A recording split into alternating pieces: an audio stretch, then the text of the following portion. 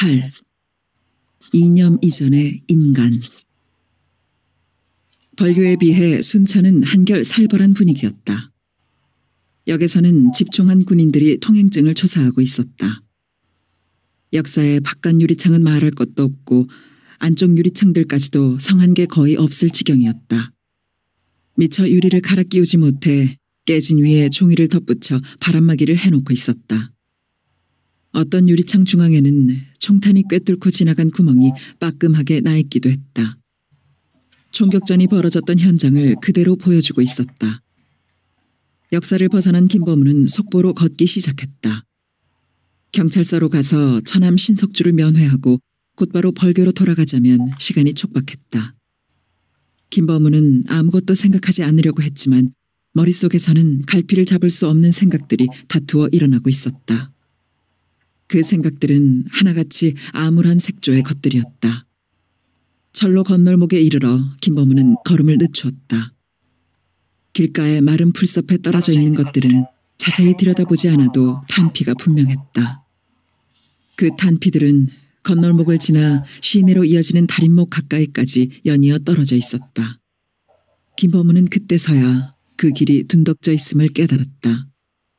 그 경사를 은폐 삼아 옆쪽을 향해 총격전을 벌였음을 알 수 있었다.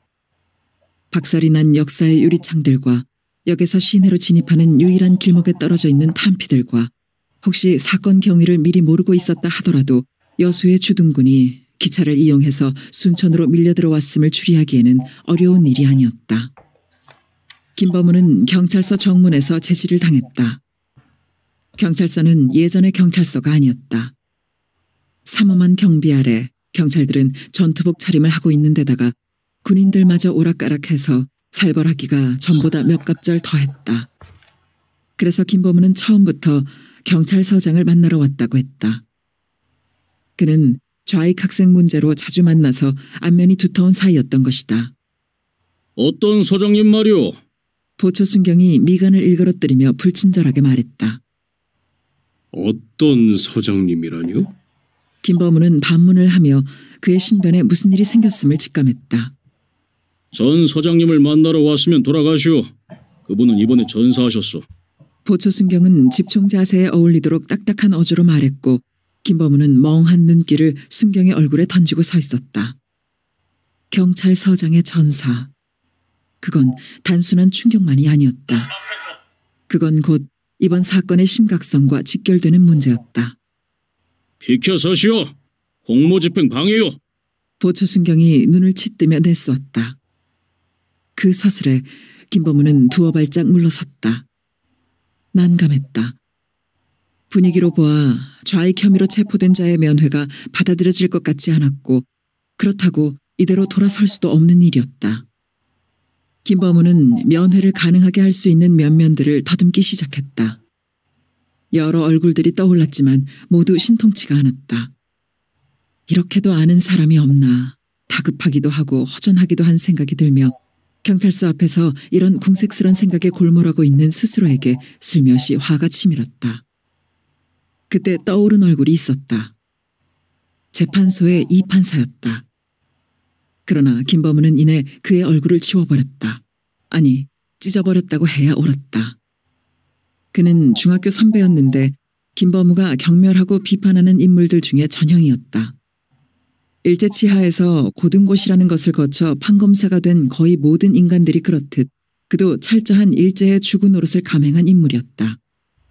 그리고 친일한 거의 모든 인간들이 그러했듯 그도 아무런 속죄의 표현도 없이 군정과 함께 다시 그 뻔뻔스러운 얼굴을 들고 판사 노릇을 해먹고 있었다. 더 한심스러운 것은 지난 5월에 실시한 국회의원 선거에 출마해서 애국을 부르짖은 것이었다. 일제치하에서 자신이 소작인의 권익 옹호를 위해 분투한 것이 얼마며 피해받은 동포의 인권 옹호를 위해 헌신한 것이 얼마인지 아느냐고 목총을 돋우었다. 그건 친일 지주 계급들이 자위책으로 한민당을 결성하여 신속하게 미군정을 등에 업었고 그것도 불안하여 민중의 지지를 쉽게 받을 수 있는 인물로 이승만을 골라 당수에 앉히고자 했고 민족 개념이나 통일조국 같은 것은 안중에도 없이 집권욕에만 혈안이 되어 있던 이승만은 굴러들어온 떡을 마다할 리가 없었고 그리하여 그 힘이 전국적인 정치 세력으로 확장되면서 그들의 정치 형태는 시궁창보다 더 더럽게 변해갔고 마침내 이 판사 같은 인물이 애국자로 둔갑해 국회의원에 출마할 지경에까지 이른 것이었다. 그나마 서글픈 다행은 이 판사의 그 열렬한 부르짖음에도 불구하고 낙선이 된 점이라고 해야 할까. 한순간이나마 그런 인물을 도움받을 대상으로 떠올리며 경찰서 앞에 어정쩡하게 서 있는 자신이 김범우는 한심스럽기만 했다. 아니, 요게 누구신가? 경찰서에서 나오던 한 남자가 김범우에게 손가락질을 하며 아는 체를 했다. 그 말투며 손짓이 이쪽을 아예 무시하고 대하는 태도였다. 김범우는 순간적으로 기분이 상했다. 그러나 상대방이 사람을 잘못 보았겠거니 했다. 잠바 차림의 그 남자는 모르는 사람이었던 것이다. 아니, 훌륭하신 김 선생님. 날 모르겠어. 그 남자는 바로 김범우의 코앞에다 손가락을 까딱거리며 야유조로 말하고 있었다. 그 남자는 이쪽을 알고 있는 게 분명한데 김범우로서는 자만에 찬 비웃음을 담고 있는 그 얼굴이 누구인지 알 수가 없었다. 당신 누구요? 사복을 입긴 했지만 경찰 관계자라는 것쯤은 이미 눈치챘으면서도 김범우는 불쾌한 기분을 그대로 드러냈다. 하하, 이적지 도도하신 것은 못 보셨구만이라. 왼수는 외나무다리에서 만낸다더만 우리가 또 그 짝이로세. 그 남자는 하늘을 쳐다보고 헛웃음을 쳤고 김범우는 신경줄을 튕겨온 원수라는 말에 자극되어 그가 누구인지를 알아내려고 묵은 기억을 파헤쳐대고 있었다. 나가 바로 한창길이요. 남자는 엄지손가락을 세워 자신을 가리키며 무엇을 증언이라도 하듯 가다듬은 목소리를 냈다. 한창길? 전혀 기억이 없는 이름이었다. 김범우는 이제 불쾌감보다는 당혹감에 몰리는 형편이었다. 그때 날 얼마나 무시했으면 얼굴도 모른다, 이름도 모른다. 히콜인가 그래? 요런 영어 잘해서 하늘같이 높으신 젊은 친구야. 화가 치미는 얼굴로 돌변한 한창길이란 남자는 사투리를 쓰지 않고 말했고 그때 김범우의 머리를 치고 지나가는 기억이 있었다. 김범우는 신음이 솟는 걸 느꼈다. 이제 알겠어요. 그 군정청에 근무하는... 김범우는 말을 하면서도 그때 자기를 데리러 왔던 남자와 지금 자기 앞에 버티고 서 있는 남자가 동일인으로 전혀 연결이 되지 않았다. 그때 한정없는 잠의 구렁텅이에 빠져 있다가 가까스로 깨어나서 건성으로 스친 그 남자가 시각기억으로 남아있을 리가 없었다.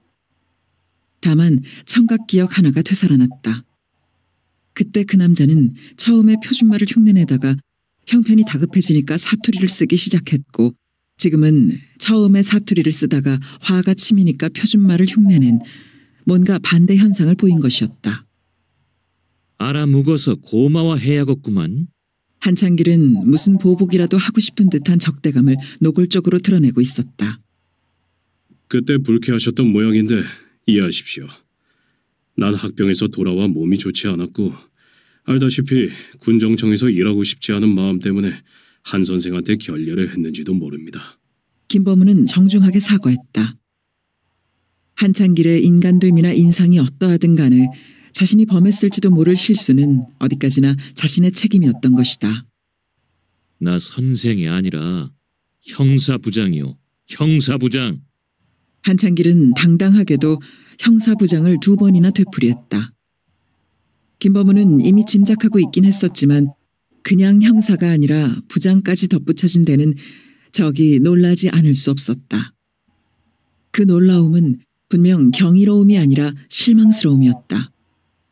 그러나 엉망진창으로 돌아가는 세상에서 형사부장이 아니라 경찰서장을 해먹는데도 어쩔 도리가 없는 일 아닌가 하는 생각으로 김범우는 실망스러움을 지워버렸다.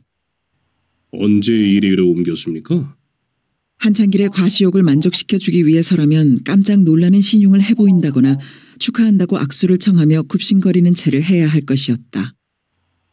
그러나 김범우는 무덤덤하게 한마디 던졌을 뿐이다. 김범우는 그만 경찰서 앞을 떠나고 싶었다. 언제라니. 군정이 끝나고 바로요. 한창길은 마땅찮은 얼굴로 내던지듯 말했다. 군정청 덕을 톡톡히 본 셈이었다. 김범우는 남북 협상이 파탄에 이른 다음부터 좌익 학생들 문제에 관심을 돌렸던 탓으로 전처럼 군정청이나 경찰서를 드나들지 않게 되었다. 그것이 5개월이 넘었으니 2개월밖에 안 된 한창길의 거취를 알 까닭이 없었다. 어찌 여기 서 있어? 마침내 한창길의 직업의식이 발동하고 있었다. 서장님을 좀 만나러 왔더니 왜? 일가 중에 누가 빨갱이 했어? 한창길은 내 놈의 급소가 어디인지 다 안다는 눈초리로 살벌하게 말했다. 아니요. 다른 일인데 전사하셨다기에 돌아가려는 참이었지요. 무슨 일인지 나한테 말하시오. 말씀만이라도 고맙습니다. 사적인 일이라서요. 김범우는 그야말로 고마운 듯한 웃음을 지어 보였다. 아무리 형편이 암담하다 해도 한창길 같은 인간에게 도움을 청하고 싶지 않았다. 그자의 과시욕을 만족시켜 줄 수가 없었고 권력 행사의 쾌락을 맛보게 할 기회 제공을 할 수도 없었다. 그자는 늑대처럼 처남을 돕기는커녕 먹이로 삼을 것이 십중팔구일 것이었다. 그참. 앞으로 무슨 일 있으면 날 찾아오시오. 한창길은 매운 눈길을 던지고는 휑하니 길을 건너갔다. 김범우는 떫은 웃음을 입가에 문 채 한창길의 뒷모습을 바라보다가 경찰서 앞을 떠났다. 김범우는 막연한 기분으로 재판소 쪽으로 걸음을 옮겨놓고 있었다. 처남 신석주와 좌익과 그건 아무래도 걸맞지 않았다. 좌익을 하는 사람이 따로 정해져 있는 것은 아니지만 그래도 어느 만큼 체질적인 데가 있어야 하는 것이다. 주의나 사상이라는 말이 붙어있는 한 그건 이미 감상이나 환상이 아닌 것이다. 그 어떤 주의나 사상이든 그 최종 목표는 실천에 있었다. 첫째가 의식의 실천인 것이며 둘째가 행동의 실천인 것이다. 특히 사회주의라는 것은 그것이 분명했다. 그런데 처남은 그런 조건에 전혀 어울리는 사람이 아니었다. 김범우는 재판소가 건너다 보이는 광장에 이르러 금융조합을 망연하게 바라보고 있었다. 그는 처남을 생각하고 있는 것이 아니라 금융조합의 붉은 벽돌 건물에 찍혀있는 수많은 탄흔을 보고 있었다. 붉은 벽돌의 속살을 드러내고 있는 그 탄흔들은 전체적으로 먼지가 낀 벽면 위에서 갓 피어난 꽃들처럼 선명한 색깔을 띠고 있었다. 거기에는 사회주의 건설을 부르짖는 사람들의 것도 있을 것이고 그것을 억제하려는 사람들의 것도 있을 거였다. 그런데 그들이 모두 똑같은 인간이라는 공통점을 지녔듯이 탄흔들도 이쪽 저쪽의 구분 없이 벽면 위에다 추상적 무늬를 만들고 있을 뿐이었다. 가장 바람직한 것은 그런 상태의 공존이어야 했다. 민족 단위의 한 국가를 이룩한 다음에 자기가 이상하는 바를 따라 어느 주의든 선택하고 주장하면서도 조화가 깨지지 않게 삶의 추상적 무늬를 그리며 함께 있어야 했다. 그런데 같은 민족 위에 두 개의 나라를 만들고 제각기 하나씩의 주의를 선택함으로써 반대되는 주의를 적으로 삼기에 이른 것이다. 그리고 마침내는 그 주의의 실천을 위해 서로의 심장을 겨누어 총질을 시작하게 되었다. 김 선생, 왜 이리 넋을 놓고 서 계시오? 김범우는 잠에서 깨듯 생각에서 깨어났다. 영어 선생 선우진이 서 있었다. 아니, 선우 선생. 김범우는 얼른 감정을 추스를 수가 없었다. 왜 이리 넋을 놓고 서 계시오? 선우진은 같은 말을 되풀이했다. 그만큼 김범우의 태도가 기이하게 보였던 것이다. 아니요, 뭘 좀 생각하느라고. 김범우는 머리칼을 쓸어 올리며 멋쩍게 웃었다. 금융조합 벽을 바라보고 뭘 그리 생각할 게 있으시오? 선우진은 새삼스러운 눈으로 금융조합 건물을 쳐다보았다. 학교엔 나가보셨나요? 김범우는 얼른 화제를 돌렸다. 김 선생도 학교에 나오는 길이었소. 가실 필요 없어요. 아직 수업이 안 되니까. 선우진은 학교에서 돌아오는 길이라도 되는지 자신 있게 말했다. 노상에서 이리 서 있지 말고 어디 타방이라도 좀 들어갑시다. 이렇게 얼굴 대하게 된 것만도 천행 아닙니까? 선우진이 김범우의 팔을 끌었다. 그의 예사로운 것 같은 말이 김범우의 가슴에 찡한 파문을 일구었다. 그는 1946년 상반기에 황해도에서 월남한 사람이었다. 토지개혁 실시로 지주였던 그의 집안은 파탄을 맞아야 했고 그는 38선을 넘을 수밖에 없었다. 토지는 말할 것도 없고 값나가는 살림살이까지 몰수를 당하는 바람에 대학 졸업장이 어디로 갔는지 찾을 수가 없어 졸업앨범 하나만을 달랑 가지고 내려온 그의 일화는 선생들의 우스갯감이 되고는 했다. 감정 같아서는 다른 월남민들처럼 경찰에 투신해서 나만에 박힌 빨갱이들을 잡아내는 족족 쏴 죽이고 싶다고 그는 입버릇처럼 말했다. 그런데 그는 총구멍만 보면 사지가 오그라붙는 것 같아 경찰에 투신을 못하고 졸업앨범을 졸업장 대신 내밀어 선생이 된 것이다. 토지개혁이 진행되는 과정에서 그는 총구멍에 어지간히 혼쭐이 난 모양이었고 그래서 그런지 그의 공산당에 대한 증오심은 이만저만이 아니었다. 봉건적 사회체제는 어떤 방법으로든지 극복되어야 하고 친일 반민족 세력을 냉정하고 엄정하게 처벌해서 민족 단위의 국가를 만든 다음 모든 일에 앞서서 우선적으로 해결해야 할 일은 농민이 파라를 점하고 있는 현실에서 농지개혁은 필수적으로 이루어져야 한다는 생각을 가지고 있는 김범우와는 논리적 대화가 성립되지 않았다. 그런데도 그는 타양살이의 외로움 탓인지 김범우에게 계속적인 호감을 표시해오고 있었던 것이다. 지금도 김범우는 다방에 앉아 차를 마시고 있을 계제가 아닌데도 그를 뿌리칠 수가 없어 미적미적 끌려가고 있었다.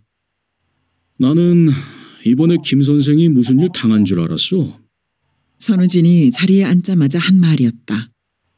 나야 그렇지만 선우 선생은 용케 무사하셨군요. 김범우는 심각한 얼굴을 하고 그런 대화를 하기가 싫어 약간 장난스러운 웃음을 지으며 말했다. 예, 마침 어느 학부형이 피신처를 마련해줘서 살아났지요. 그렇지 않았더라면 영락없이 죽었겠지요. 내가 피하고 몇 시간 안 돼서 죽창을 든 학생놈들이 하숙집으로 쳐들어왔다니까요. 빌어먹을 놈들. 빨갱이 새끼들은 선생도 잡아다 죽이는 놈들이요. 선우진은 어느새 벌겋게 흥분해 있었다. 김범우는 그의 흥분을 충분히 이해하면서도 감정의 피로감을 느끼는 것은 어찌할 수 없었다. 어쩌겠습니까? 그게 우리의 현실이 돼버렸으니. 김범우는 쓰게 웃으며 담배를 빼들었다. 아가씨가 차를 놓고 갔다. 김 선생, 아직 모르고 있죠? 우리 학교에서 내 선생이 어제 총살을 당했습니다. 네? 그게 누구입니까? 김범우는 놀라지 않을 수 없었고 그 놀란 얼굴을 바라보며 선우진은 만족스러운 것인지 통쾌한 것인지 모를 묘한 웃음을 웃고 있었다. 그놈들은 의당 죽어야 할 놈들이었습니다. 국어과 강원봉, 수학과 김두식과 유인철, 체육과 한일호.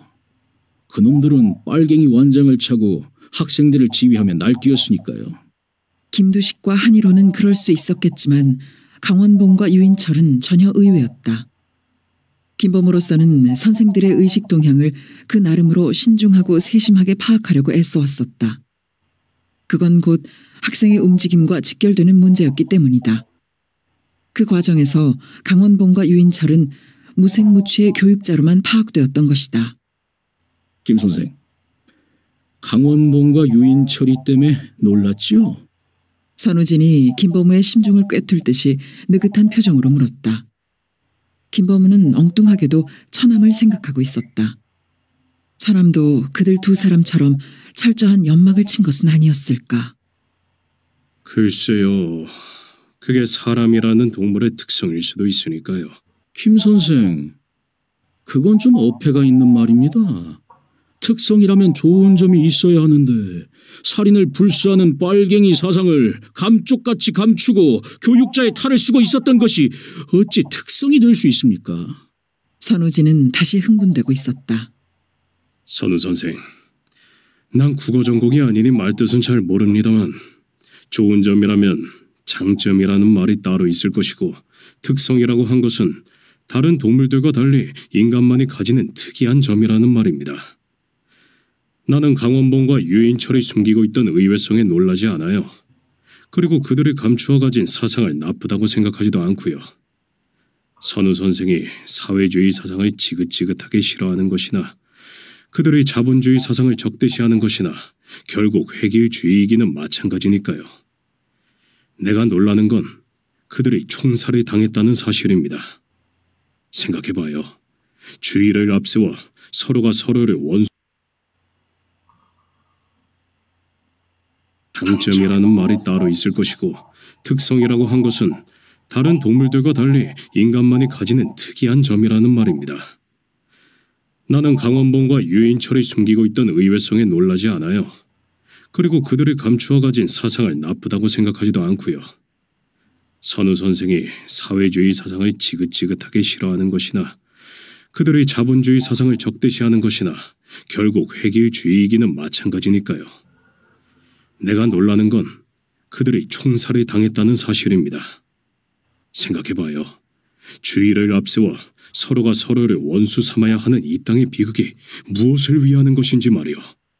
살인을 불사하는 것은 좌익만이 아니고 우익도 마찬가지며 정확하게 순서를 잡아 따지자면 살인적인 폭력을 자행한 것은 우익이 먼저라는 말은 아예 꺼내지도 않았다.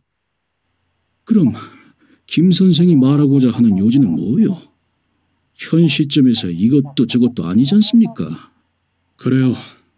난 이것도 저것도 선택하지 않아요. 그것도 엄연한 생존의 한 방법으로 존중되어야 합니다. 그건 국법에 위배되는 아주 위험한 사상입니다. 선우진은 자리를 고쳐 앉으며 정색을 하고 들었다. 그럼 위험하지 않고 안전한 건 뭐예요? 선우 선생처럼 투철한 반공주의자가 되는 거요? 김범우는 코웃음이 쳐지려는 것을 지그시 눌렀다. 나는 아무것도 아니요. 우리 자유민주주의 체제가 공산주의 체제를 꺾고 이기려면 모두가 서북 청년단처럼 돼야 해요. 이번에 보니까 경찰은 그래도 좀 나은데 군인들은 틀려 먹었어요. 빨갱이들을 뿌리 뽑기는 이번 기회처럼 좋은 기회가 없는데 군인들은 일단 잡아들인 놈들을 혹독하게 다루지 않고 슬슬 조사해서 풀어주고 있어요. 빨갱이들을 가차없이 처단하고 근절시키는 데는 결국 서청밖에 믿을 수가 없어요.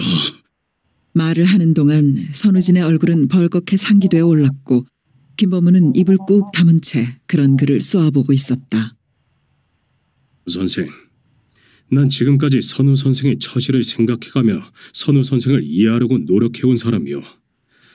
그러나 선우 선생이 지금 한 말은 그냥 들어넘길 수가 없어.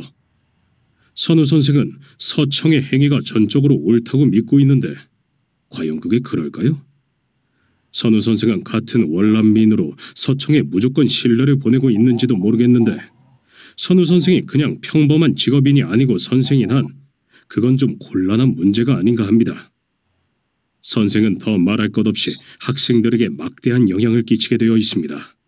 그래서 선생은 최소한 객관적 판단을 견지하면서 정치적 견해도 중립적이어야 한다는 이유가 거기 있습니다.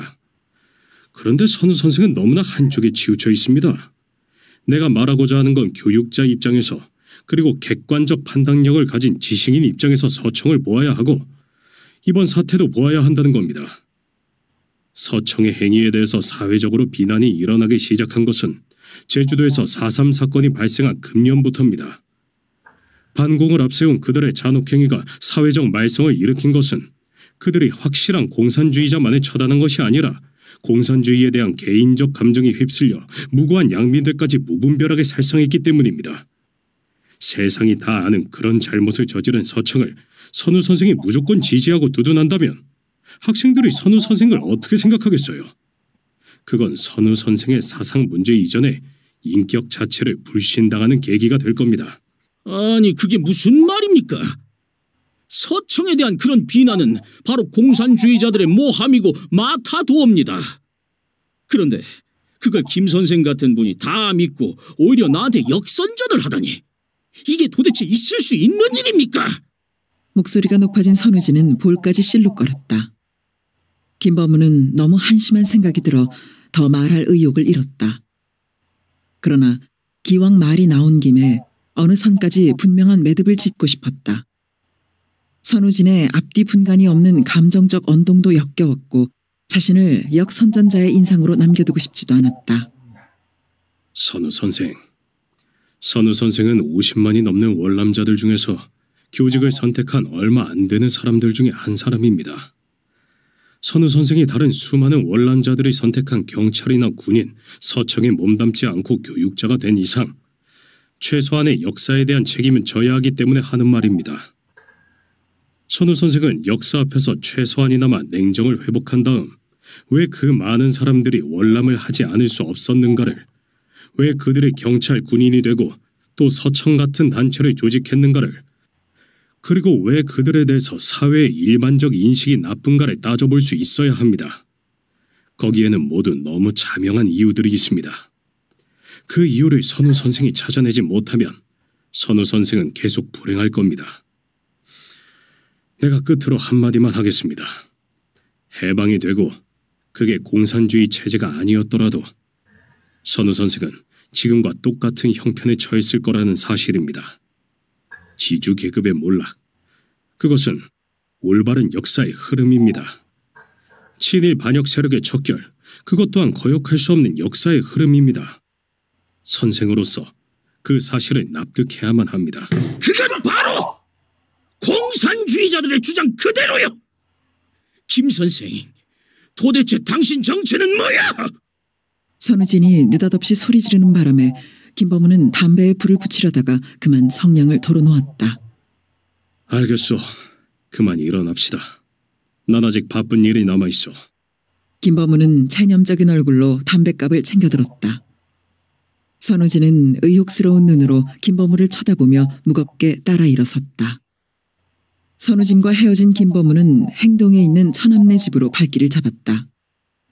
선우진을 만난 것으로 학교에 들를 필요는 없게 된 셈이었다. 처남네 집 가까이에 있는 공터에서는 몇몇 아이들이 소리를 외치며 공차기를 즐기고 있었다. 김범우는 무심결에 걸음을 멈추고 섰다. 공터에 담뿍 쏟아져 내리고 있는 가을 햇살과 공보다 먼저 햇살을 차내며 달리는 아이들의 모습과 아무런 거리낌 없이 질러대는 해맑은 외침이 생명의 약동을 느끼게 했다. 벌교를 떠나 지금까지 보아온 것들 중에서 그 풍경만이 유일하게 사륙의 음산한 분위기를 벗어나 있었다. 앙증스럽게 빨리 움직이고 있는 아이들의 다리를 따라가고 있던 김범우의 눈길은 아이들의 발 사이에서 순환을 겪고 있는 공에 머물렀다. 김범우는 이상한 생각이 들어 공을 쫓아 눈을 굴렸다. 어딘지 쿨렁거리는 것 같은 느낌의 그것. 그건 공이 아니라 돼지 오줌보 같은 것인 모양이었다. 언젠가 아이들이 돼지 오줌보에다가 물을 채워 양 끝을 묶고 차는 것을 보았는데 그때 그것이 구르는 느낌과 지금의 것이 흡사했던 것이다. 김범우는 적막한 웃음을 떠올렸다. 그런 지혜나마 발위에서 놀이객감을 장만하는 아이들이 대견하기도 했고 저런 공은 아프리카 원주민 아이들이나 차는 것이 아닐까 생각하니 슬프기도 했던 것이다. 어쩐 일인지 저도 통 모르는 일입니다. 10길 물속은 알아도 한 길 사람 속은 모른다고. 제가 꼭 그런 기분입니다. 어쩌자고 공금을 축내가면서 그 짓을 했는지. 뭐를 잘못 생각해도 많이 잘못 생각한 것이지요. 젠정 쪽에서 손을 쓴다고는 쓰고 있지만 지은 죄가 죄라 재판을 받아야 할 모양입니다. 처남댁은 중학교까지 마친 여자답게 침착하고 냉정했다. 그 여자의 어감에는 부부의 애정과는 별개로 남편의 행위에 대해 어떤 배신감 같은 것을 느끼는 듯한 기분이 담겨 있었다. 그런 기분이 들기는 김범우도 마찬가지였다. 처남은 좌익 지하신문을 발간하는데 공금까지 유용한 것이었다. 아내에게서 전해 들었던 말은 몇 입을 건너면서 벌써 자기네 쪽에 유리하도록 변조된 것이었던 셈이다. 김범우의 눈길은 한사코 처남이 애지중지했던 미제 제니스 추궁기로 쏠렸다. 사상이란 도대체 무엇인가? 평소의 생활 태도로서는 상상도 할 수 없었던 처남의 두 개의 얼굴은 이런 새삼스러운 물음을 떠올리게 했다. 처남이 죽음을 면하고 재판을 받게 된 것을 그나마 다행으로 여길 수밖에 없었다. 형편이 잘 풀리기를 바라고 있겠습니다. 김범우는 위로 인사차 들른 것으로 해두고 자리를 일어섰다. 아무런 성과도 없었던 경찰서 방문에 대해서는 입을 떼지 않았다. 처남의 문제는 그의 처가의 능력에 맡겨두어도 좋을 것 같았다. 그의 장인은 일제 때부터 세무서에 근무해 왔으므로 그 나름의 인간관계를 형성하고 있을 것이었다. 어쩌면 처남을 죽음에서 건져 현재의 상황에다 놓아둔 것도 장인의 힘이 아닐까 싶었다. 벌교로 돌아가는 기차 속에서 김범우는 줄곧 눈을 감고 앉아 있었다. 그의 의식은 여러 갈래로 혼선을 일으키고 있었다. 한 갈래는 해방에서부터 이번 사건까지를 정리하고자 했고, 다른 갈래는 이번 사건의 원인을 규명하려고 하는가 하면, 또 다른 갈래는 이번 사건이 어떤 방향으로 전개될지 예상하고자 하는 식이었다. 그런 생각들이 뒤엉켜 머릿속은 혼란하기만 할 뿐 어느 것도 명료해지지 않았다. 김범우는 국억과 강원봉 선생이 죽었다는 사실에 줄곧 마음을 빼앗기고 있었다. 선우진은 꽤나 만족스러운 듯이 그놈들은 의당 죽어야 할 놈들이었다고 했다. 강원봉 선생의 죽음과 선우진의 감정 일변도의 반공주의는 오늘의 현실을 사진 찍듯이 드러내고 있는 모순이고 갈등이었다. 그리고 그건 남쪽 사회가 안고 있는 중대한 문제점의 상징이기도 했다. 강원봉 선생은 일제의 국어 말살 정책과 함께 학교를 떠나야 했다. 그런데 그분은 교직을 박탈당하고 나서도 국어 지키기를 계속하는 바람에 구속이 되었다. 학교 밖에서 학생들을 모아 독서회를 이끄는 한편 야학을 열어 국어를 가르쳤던 것이다. 그분이 체포된 이유는 국어를 가르쳤다는 것만이 아니라 적색 사상을 주입했다는 혐의였다. 그 진부를 알 수 없는 채로 그분은 해방이 될 때까지 자그마치 5년 동안이나 감옥살이를 했다. 그분의 얼굴을 본 바도 없는 학생들 사이에서 그분의 존재는 존경심을 넘어서 신화와 전설로 살아있었다. 선배들의 주의 깊고 은밀한 이야기는 지하수가 되어 후배들에게 흘러내려가고 있었던 것이다. 거의 모든 조선인 선생들이 황국 신민의 정신에 투철할수록 강원봉 선생의 존재는 학생들 사이에서 두드러지는 빛이었다. 조선인 선생들 중에서도 유별나게 황국 신민의 정신을 부르짖은 것이 영어 선생 박해일이었다. 그는 자기가 영어를 전공한 것은 적국을 알아야만 적을 무찌를 수 있기 때문이라는 사실을 누누이 강조하는 한편 학생들에게도 영어 공부를 해야 하는 이유가 거기에 있다고 열을 올렸던 것이다. 그러나 그 말을 믿는 학생은 하나도 없었다. 그가 영어를 전공했을 때는 미국이 일본의 적이 아니었다는 사실을 학생들은 너무나 쉽게 알아버렸다. 대동아 전쟁 발발로 미국이 적국이 되자 영어 선생은 자신의 옹색한 입장을 변호하기 위해 그런 낯뜨겁고 치졸스런 소리를 짓거리기 시작했다는 것쯤 학생들은 환히 알고 있었다. 영어 선생은 거기에서 끝나지 않고 일본족의 우월함과 조선족의 열등함을 비교 대조하며 수업 시간을 낭비하는가 하면 신사참배에 누구보다 열성을 보였고 성전의 승리를 위한 군사교육의 필요성을 훈육주임이 무색할 지경으로 역설해댔다. 그리고 일본은 앞으로 200년 이상 조선은 물론 아시아의 종주국이 될 거라는 말을 서슴없이 했다. 200년이란 근거가 어디서 나온 것인지 학생들은 따져 묻지도 못한 채 그 까마득한 세월에 암담해질 뿐이었다. 그리고 영어 선생 박해일을 증오하면서 국어 선생 강원봉에 대한 존경심을 더 키워갔다. 그런데 해방이 되었다. 경찰서가 학생들에게 점거되는 상황 속에서 영어 선생 박해일이 무사할 리 없었다. 그는 잽싸게도 그날로 몸을 숨기고 말았다. 학생들이 집으로 몰려갔을 때는 그는 이미 집을 떠나고 없었다. 그의 경우와는 반대로 목포 형무소에서 풀려난 국어선생 강원봉은 조선인 학생들에게 뜨거운 환영을 받으며 다시 학교로 돌아오게 되었다. 읍마다 면마다 인민위원회가 조직되면서 새나라 세울 준비가 바쁘게 진행되는 사회적 물결에 따라 학교도 새롭게 태어나는 분위기여서 학생들은 박해일 따위를 잊어버리게 되었다. 그런데 마침내 순천 지역에도 미군정 중대가 진입하기에 이르렀다. 10월 말의 일이었다. 아직도 인력거가 굴러다니는 길에 미군 지프차가 경적을 요란하게 울려대며 달려대기 시작한 지 보름쯤 지났을까. 그동안 코빼기도 보이지 않았던 박해일이 미군 지프차의 뒷자리에 달랑 올라앉은 모습으로 사람들 앞에 나타났다. 그가 통역관이 되었다는 것을 누구나 금방 알아차렸다. 학생들의 놀라움은 컸고 그 놀라움은 곧 분노로 바뀌었다. 박해일이 탄 지프차를 마주치게 되면 학생들은 저 갓나고 같은 새끼! 저 백류시 같은 새끼! 하며 거침없이 욕을 내쏘았고 침을 내뱉었으며 일삼아 길을 비켜주지 않았다. 학생들의 그런 노골적인 모욕 앞에서도 정작 박해일은 끄떡도 하지 않았다. 그는 오히려 태연했고 턱을 끌어당기고 앉아 거드름을 피웠다. 그리고 그는 통역관이란 신분에 전혀 어울리지 않게 옷 속에 권총을 휴대하고 다닌다는 사실이 밝혀졌다. 전혀 반성할 줄을 모르는 그의 태도에 분개한 몇 학생들이 길목을 지키고 있다가 그를 애워싸게 되었다.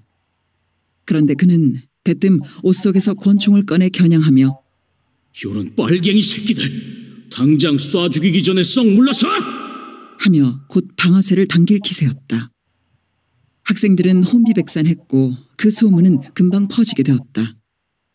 사람들은 누구나 혀를 내두르며 기가 막혀했다. 그가 왜 전혀 기죽지 않고 거만을 부릴 수 있었는지를 사람들은 그때서야 깨닫기도 했다. 자신의 신변 위험을 막기 위해서 권총을 감추고 다니는 박해일이나 자기들이 필요한 사람이면 그게 민간인이든 경찰이든 가리지 않고 총을 차게 하는 미군이나 다 똑같다고 사람들은 입을 모았다. 미군의 그러한 처사는 또 하나의 불신을 쌓는 계기가 되었다. 순천을 점령한 미군이 제일 먼저 시작한 일은 일정시대 경찰 근무자들을 찾아내는 것이었다. 자신들이 저지른 죄를 미리 알아 어딘가로 도망을 간 그들을 찾아내려고 미군들은 소란을 피워댔다. 삐라를 뿌리고 다른 지방으로 피한 사람을 지프차로 실어오고 산속에 숨어있는 사람을 찾으려고 미군들이 산으로 들어가고 하는 소란들이 그들을 처벌하기 위해서가 아니라 다시 채용하기 위해서라는 사실을 알게 된 사람들은 그런 미군의 처사에 반발하는 한편 심한 불신을 갖게 되었다. 김범우가 학교에 부임했을 즈음 박해일은 통역관으로서 한창 위세를 떨치고 있었다. 그때 이미 통역 정치라는 말이 유행되고 있을 정도로 군정의 행정 전반에 걸쳐 통역이 행사하는 영향력은 막대했다. 통역관들은 주어진 앵무새의 역할을 넘어서 새로운 권력층을 형성해 가고 있었던 것이다. 그들을 통하면 안 되는 일이 없고 그들을 안 통하면 되는 일이 없다는 말이 공공연하게 나돌았다.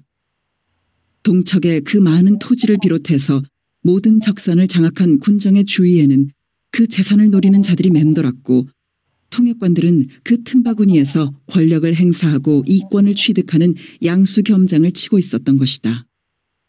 남쪽 단독 선거로 정부가 세워지면서 형식적이나마 군정이 끝나게 되자 박해일의 호시절도 끝나는 줄 알았다. 그런데 그는 도 장악관으로 모습을 바꾸어 또다시 사람들을 놀라게 만들었다. 그러고는 마치 출세한 자신의 모습을 과시하기라도 하려는 것처럼 그는 순천에 교육 시차를 내려왔다. 그는 교감과 교무주임을 대동하고 교실마다 수업 참관을 하러 다녔다. 그런데 강원봉의 국어 시간에 들어갔다가 망신을 당하게 되었다. 그가 교실 뒷문을 들어서자마자 강원봉은 수업을 중단하고 교실을 나가버렸던 것이다. 물론 선생들 중에 그런 행동을 한 것은 강원봉 한 사람뿐이었다. 김범우는 강원봉 선생의 그 속 후련한 행동에 갈채를 보냈다. 자신의 수업 시간이 없었던 것을 아쉬워하면서 박해일이 장학권이고 강원봉 선생이 평교사라는 것도 당치 않은 일인데 거기다가 감독이 목적인 수업 참관까지 한다는 것은 고등계 형사 출신이 독립투사를 새로운 사상범으로 몰아 고문 취조하는 것이나 똑같은 현실이 아닐 수 없었다. 예상했던 대로 강원봉 선생에게 전근 발령이 떨어졌다. 전교생들은 즉각적으로 동맹 휴학을 벌였다. 강원봉 선생도 전혀 동요의 빛을 보이지 않았다. 그 싸움은 결국 박해일의 패배로 끝났다. 강원봉 선생은 그저 묵묵히 학생들을 가르치는 것으로 학교 생활을 해나갔다. 나이가 좀 많은 탓도 있었지만 선생들 사이에서도 어떤 의견 충돌 같은 것도 전혀 빚지 않았다. 몇몇씩 모여 앉으면 세상 돌아가는 이야기고 그러다 보면 정치 이야기로 변해 말다툼이 생기고는 했지만 강원봉 선생은 아예 그런 자리에 끼지를 않았다. 그리고 학생들에게도 그 어떤 사상적 언행을 하는 일도 없었다. 그런데 그분이 이번에 총살을 당해 세상을 떠난 것이다. 김범우가 충격을 받은 것은 강원봉 선생이 그동안 완전히 은폐된 존재로 사상활동을 했다는 것이 아니라 그분이 아무런 성취도 하지 못한 채 허망하게 세상을 떠났다는 사실에 있었다. 그분이 사상적으로 좌익이었다는 것은 삶의 궤적을 통해서 얼마든지 감지할 수 있었고 그 누구의 눈에도 드러나지 않았다는 것은 그만큼 비중이 큰 인물이었다는 반증일 수도 있었다. 그런데 이번 사건으로 그분이 죽어버린 것은 한 개인의 죽음이 아니라 공산당이 미군을 상대로 벌이고 있는 싸움의 방법적 실패가 낳은 무모한 희생으로 여겨졌다. 선우진의 말에 따르면 강원봉 선생은 여지껏 감추어왔던 자신의 존재를 노출시킨 모양이었다. 김범우는 그분은 이번을 그렇게도 결정적 시기로 생각했던 것일까 하는 의문이 생겼다. 대답처럼 떠오르는 염상진의 말이 있었다. 마침내 혁명의 날이 왔네. 이번에는 먼저 번 같은 것이 아니라 군인들과 힘이 합쳐진 결정적인 것이네. 그런데 그 결과는 무엇인가? 또다시 미군들의 힘에 밀려 강원봉 같은 사람까지 죽어야 하는 수많은 희생만 낸 것이 아닌가? 전체적으로 7일, 염상진은 5일 만에 물러가면서 무슨 생각을 했을까? 그는 무슨 근거로 이번이 결정적이라고 그렇게 단언할 수 있었을까? 미 군정이 공산당 활동을 불법시하면서 폭력 탄압을 감행하기 시작하자 그에 맞서게 된 공산당의 사상 정치 투쟁은 번번이 좌절을 거듭했다. 대구 11 항쟁, 제주도 4.3 사건, 50 선거 저지 투쟁, 이번 사태까지 좌절은 연속적이었다.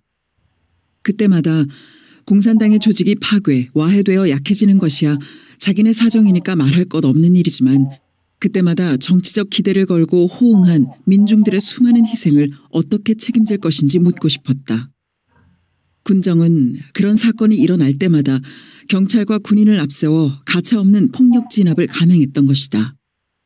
공산당과 그 지지 세력을 하루라도 빨리 뿌리 뽑기 위해 미 군정은 그런 정면 도전을 오히려 고대하고 있었는지도 모른다.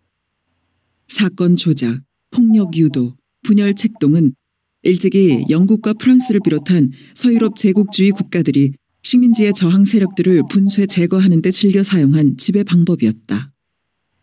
남로당이 지금까지 군정에 대응해온 것을 보면 꼭 군정이 파놓고 기다리는 함정에 빠지는 식으로 결과가 뻔한 정면 도전을 시도했고 그 답답한 무모성은 마치 불나방이 무작정 불로 달려드는 것만 같았다. 남로당은 어쩌면 남쪽 전역에 걸친 민중들의 열렬한 지지를 믿었는지도 모른다. 그러나 그건 그들의 입장에서 볼 때 열렬한 지지였지 민중들의 입장에서는 미 군정의 경제정책에 대한 생존 보호와 불만 표현이 먼저였다. 그러니까 남로당은 군정과 정치투쟁을 하고 있는 것이고 민중들은 군정과 경제투쟁을 하고 있었다. 그런데 남로당은 민중들의 경제투쟁을 조직화하여 정치투쟁으로 확산시키려고 했다. 그러나 교활할 만큼 영리한 군정이 그것을 좌시할 리 없었다. 미리 준비해둔 무력을 동원해 무자비하게 박살을 내고는 한 것이다. 그동안 거듭된 좌절이 사건마다 그 나름으로 일어나지 않을 수 없는 필연성이 있었다고 하더라도 이번 사건은 왜 일으켜야 했는지 김범우는 도무지 이해가 되지 않았다. 우리는 같은 민족을 죽이러 갈 수 없다는 것이 14연대의 제주도 출동 거부인 동시에 이번 사건을 일으킨 이유인 모양이었다. 그 이유는 얼마나 선명하고도 감동적인가. 그러나 결과적으로 그 행동은 즉흥적이고 충동적인 것밖에는 되지 않았다. 전투력이 빈약하기 짝이 없는 지방당들이 호응했을 뿐 그 이상의 지원도 호응도 없는 채 반란이란 봉건 사회적 이름으로 규정되어 고작 일주일 만에 막을 내린 것이다. 염상진은 앞으로 투쟁이 계속될 테니까 좌절도 실패도 아니라고 할지도 모른다. 그러나 그건 억지다. 그동안 사건이 일어날 때마다 미군들이 보인 무자비한 무력 행사와 이번에 보인 기동성과 무력 동원을 제대로 파악한다면 그런 말은 공이 엄부릴 뿐이다. 남로당이 그들의 정치 이념을 실현하고자 한다면 지금부터라도 전략 전술을 바꿔야 한다. 적을 알고 싸움의 방법을 선택하지 않는 한 강원봉 선생 같은 사람들은 계속 죽어갈 것이고 박해일 같은 사람들은 계속 건재해서 결국은 그런 부류들의 세상을 만들어주는데 이용되고 협력하는 결과가 될 뿐이었다.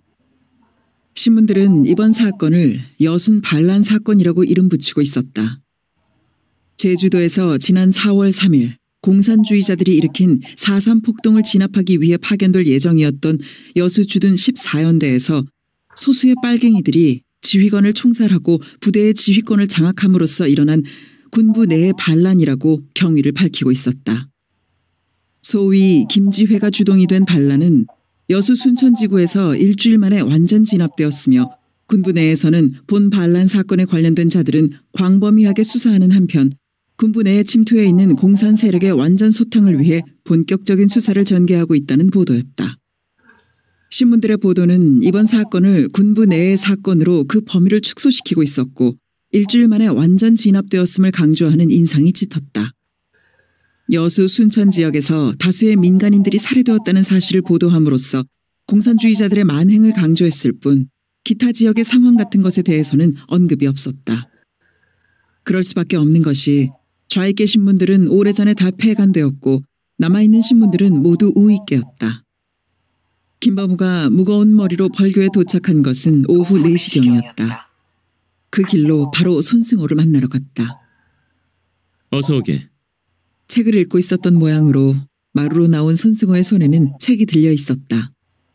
앉게. 순천에 갔던 일은 잘 되었나? 손승호는 책 중간쯤에 끼워 넣었던 검지손가락을 빼고 그 페이지를 접으며 물었다. 그 물음에는 김범우가 순천을 갔던 것이 예산 일이 아니었으리라는 염려가 내포되어 있었다. 그저 독서에 방해가 되지 않았나? 김범우는 방바닥에 놓인 책에다 눈길을 주었다. 일업한 셰익스피어였다. 방해는 무슨. 자네 기다리면서 시간을 때운 건데. 손승호는 책을 책상 쪽으로 더 밀었다. 사범학교 시절부터 드러냄 없이 문학을 지망해온 그가 아직 셰익스피어를 못 읽었을 리는 없었다. 그가 읽고 있는 책이 일업한이라는 데는 별다른 거부감이 없었다. 그 책은 일찍이 학생 시절에 샀던 것일 게고 해방 3년을 거쳐오는 동안 외국 서적에 신뢰할 만한 번역본이 출판되지 못하고 있는 실정이었다. 고작 발견되는 신간이라고 해야 이광수식의 삼각관계 연애 사건을 다루고 있는 삼류 통속 소설이 주류를 이루는 형편이었다. 김범우의 관심은 사회적 사건이 소용돌이치고 있는 현재와 같은 상황 속에서 한때 좌익 사상에 경도되었던 문학 지망생인 손승호가 다시 읽고 있었을 작품이 셰익스피어의 어떤 작품이었을까 하는 점이었다. 셰익스피어는 역시 인도하고도 안 바꿀 만큼 위대한 모양이네. 자네의 시간 때움을 해줄 수 있으니 말이야. 그 작품이 어떤 것이었나? 김범우는 친근한 웃음을 띄어보였다. 햄릿을 그냥 뒤적이던 중이네. 손승호는 뭔가 신경에 거슬리는 것이라도 있는 듯 미간을 찡그리며 심드렁하게 대꾸하고는 그런 자신의 태도가 상대방에게 어떻게 보일지 또 신경에 거슬리기라도 한 듯 셰익스피어가 위대한지는 몰라도 그런 비유법을 쓴 영국인들은 한심한 종자들이야. 그 과장의 정도야 아무래도 상관할 게 없지만 비유의 대상을 한 나라로 잡았다는 건 용서할 수가 없는 일이야. 셰익스피어가 제 아무리 프로의 명작들을 남겼다 한들 어찌 인도보다 더 위대할 수 있느냔 말이야. 인도라는 거대한 땅덩어린 자체하고라도 거기엔 4억을 헤아리는 인간들이 엄연히 생존하고 있어. 그 생명들의 존엄성보다 셰익스피어가 더 위대하다니. 그따위 발상법을 가진 영국인들은 일본 놈들과 하나도 다를 게 없는 식민주의자들이야. 물론 어떤 유식한 자가 무심코 쓴 비유법이라고 간주할 수도 있겠지. 그런데 문제는 바로 그 무심코에 있어. 영국인들은 자기네 자존심을 세워주는 그 비유에 무심코 만족을 느낀 것이고 자기네 민족의 우월감을 과시하는 한 방법으로 셰익스피어를 세계화시키면서 또 그 비유를 무심코 써먹은 거야. 셰익스피어가 분명 봉건 왕조 시대의 작가지만 자기의 작가 정신이 그처럼 수없이 많은 인간들의 존엄성을 짓밟는 것으로 비유되기를 결코 원하지 않았을 거야. 오히려 그 반대였겠지. 만약 그렇지 않았다면 아예 그런 좋은 작품들을 써내지 못했을 테니까. 셰익스피어는 후대를 잘못 둔 셈이지. 손승호는 경멸적인 웃음을 입가에 물고 있었다. 김범우는 놀라운 눈으로 손승호를 바라보고 있었다.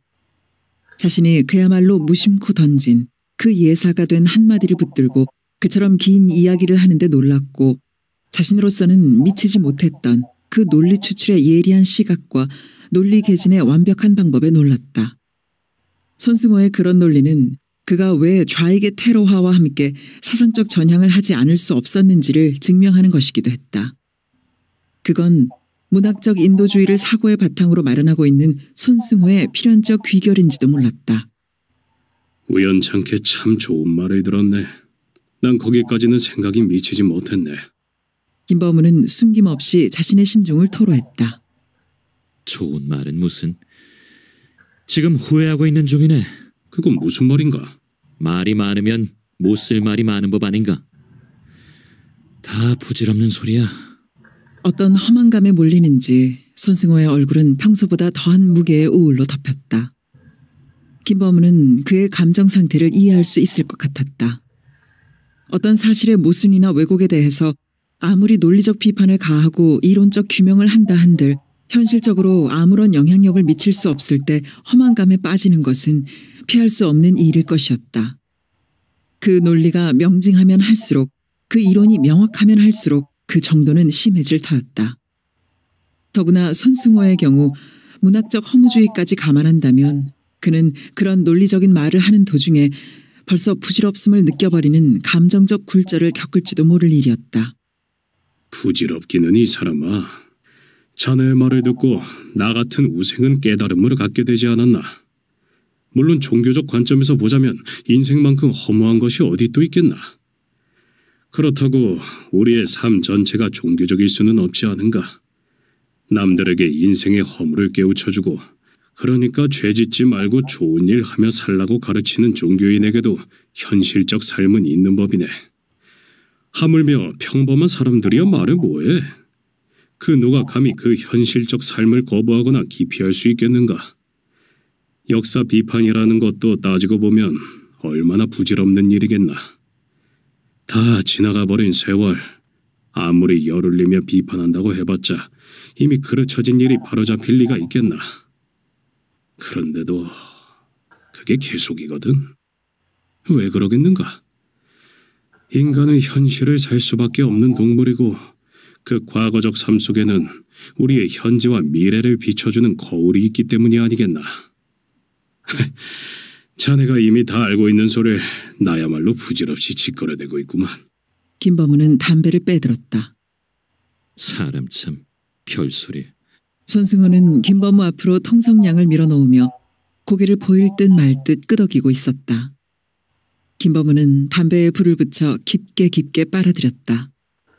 그러면서 손승호에게 찾아온 용건을 말해야 된다고 생각했다. 내가 자네를 만나려고 한 건 다름이 아니라 지극히 현실적인 문제 때문이네. 아까 자네도 얼핏 스친 염상구의 말로는 지금까지 확인된 피살자가 100명을 넘는다는데 그게 사실일까? 아마 과장은 아닐 거네. 손승호는 시선을 방바닥에 떨군 채 대답했다. 도대체 염 선배는 뭘 어떻게 하려고? 김범우는 약간 격하게 터져나온 말을 여기서 중단했다. 지금까지 염상구의 말이 과장일 거라고 생각하고 있었고 과장이길 바라고 있었는데 막상 손승호의 말을 듣게 되자 감정이 솟구친 것이었다. 그건 염상진에 대한 안타까운 원망이었다. 그래도 염 선배는 그건 은민의 200분의 1도 안 된다고 생각할 것이네. 손승호는 냉소를 머금고 있었다. 참 야단났군. 그래서 염상구의 말로는 좌익이나 그 용의자들을 북국민학교가 다 찰 만큼 잡아들였고 어젯밤에 벌써 한 차례 처형을 했다더구만. 어쩌겠는가. 당연한 순서 아니겠나. 손승호는 계속 냉소를 머금은 채 담배를 빼들었다. 그는 평소에 담배를 피우지 않았다. 자네를 찾아온 건 다름이 아니라 그 당연한 순서에서 저질러질지도 모를 실수를 막아보자는 것이네. 그때 비로소 손승호는 방바닥에 떨구고 있던 눈길을 들어 김범우를 쳐다보았다. 그러나 그 눈빛은 김범우의 말에 관심을 나타내는 것이 아니라 의아함을 품고 있었다. 자네도 알겠지만 핵심 좌익들은 벌써 다 도망을 쳐버렸네. 물론 붙들려온 사람들 중에는 미처 피하지 못한 자들도 있긴 있을 것이고 세포들도 끼어 있겠지. 그런 것을 가려내는 거야 경찰의 업무니까 말할 바 못되고, 그 과정에서 피해자 가족 등의 감정이 개입돼 무고한 사람들이 다칠 염려가 있네. 그 피해를 최소한 막아보자는 거네. 범우 자네의 뜻은 좋지만 그건 집단 짊어지고 불 속으로 뛰어드는 격일세. 손승호는 그만 고개를 저어버렸다. 이 사람아, 용이한 일이 아니란 걸 난들 왜 모르겠나?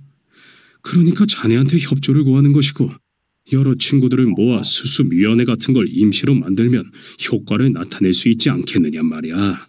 수습위원회는 이미 어제 만들어졌네. 손승호는 담배를 신경질적으로 비벼 껐다.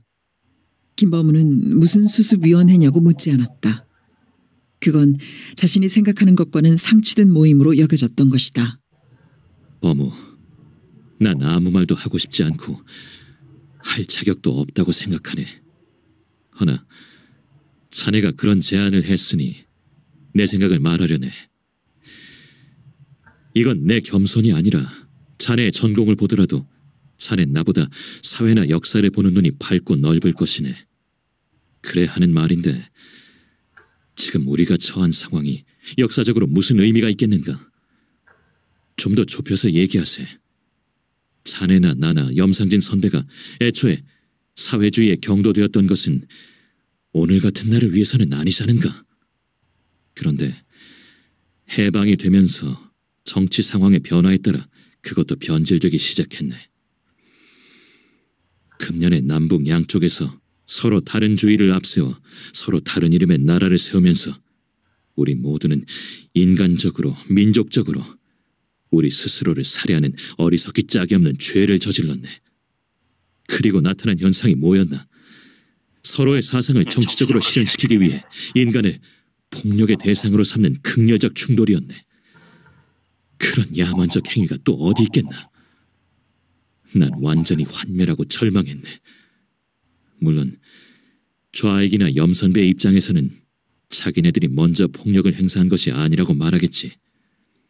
군정이 폭력을 사용하니까 맞서는 것뿐이라고 할 거야. 그렇다 하더라도 결과는 마찬가지네. 범우 자네의 뜻을 이해하면서도 행동적 동의를 할 수 없는 것은 그런 경직된 상황 속에서 자네와 같은 뜻이 용납될 수 없기 때문이고, 자칫 잘못하다간 그 어느 한쪽으로 기울어지는 실수를 범할 것이기 때문이네. 날 비겁자라고 해도 어쩔 수 없네. 난 모든 것에 선행해 인간이고 싶네. 난 그걸 지키기 위해서 사회주의를 버렸고 총을 들이댄 염상진의 위협에도 굽히지 않았네.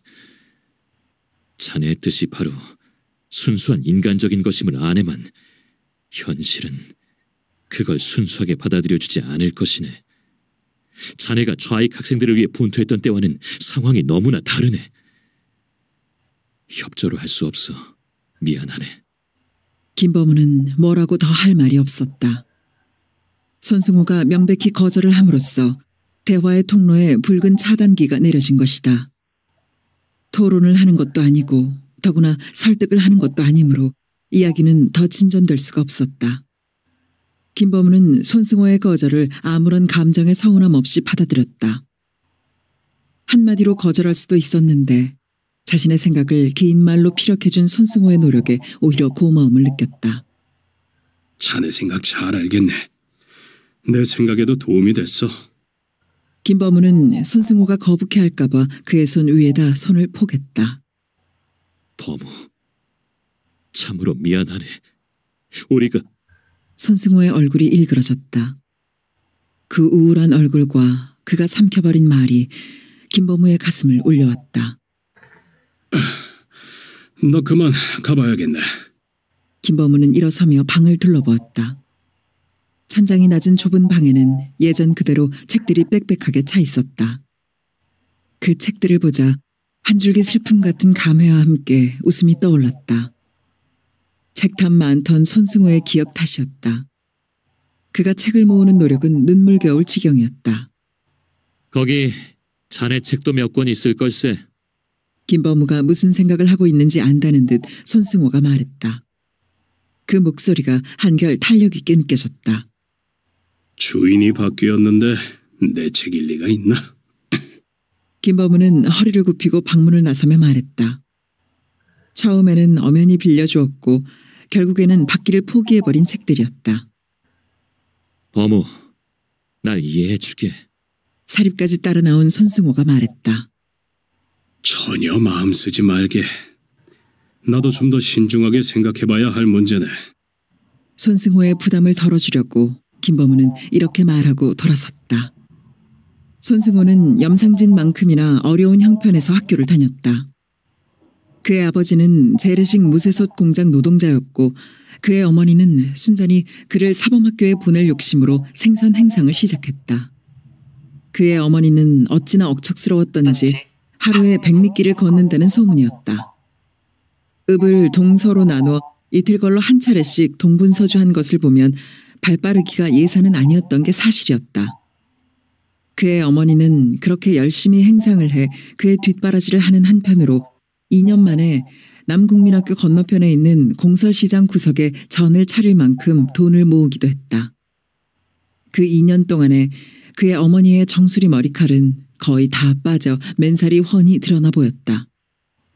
손승호는 어머니의 그 훤한 정수리를 대할 때마다 죄스럽고 목이 메어 밤잠을 줄여가며 공부를 하지 않을 수가 없었다.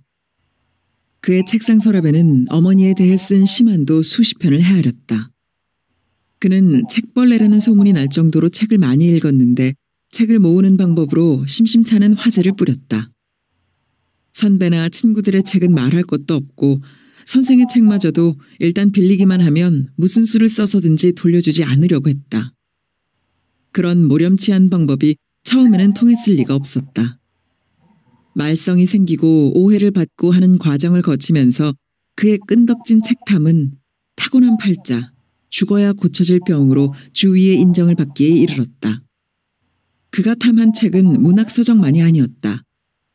역사, 철학, 사회에 걸친 소장할 가치가 있는 모든 책이 대상이었다. 그가 돈을 내고 책을 구입하는 방법이라는 것도 희한했다.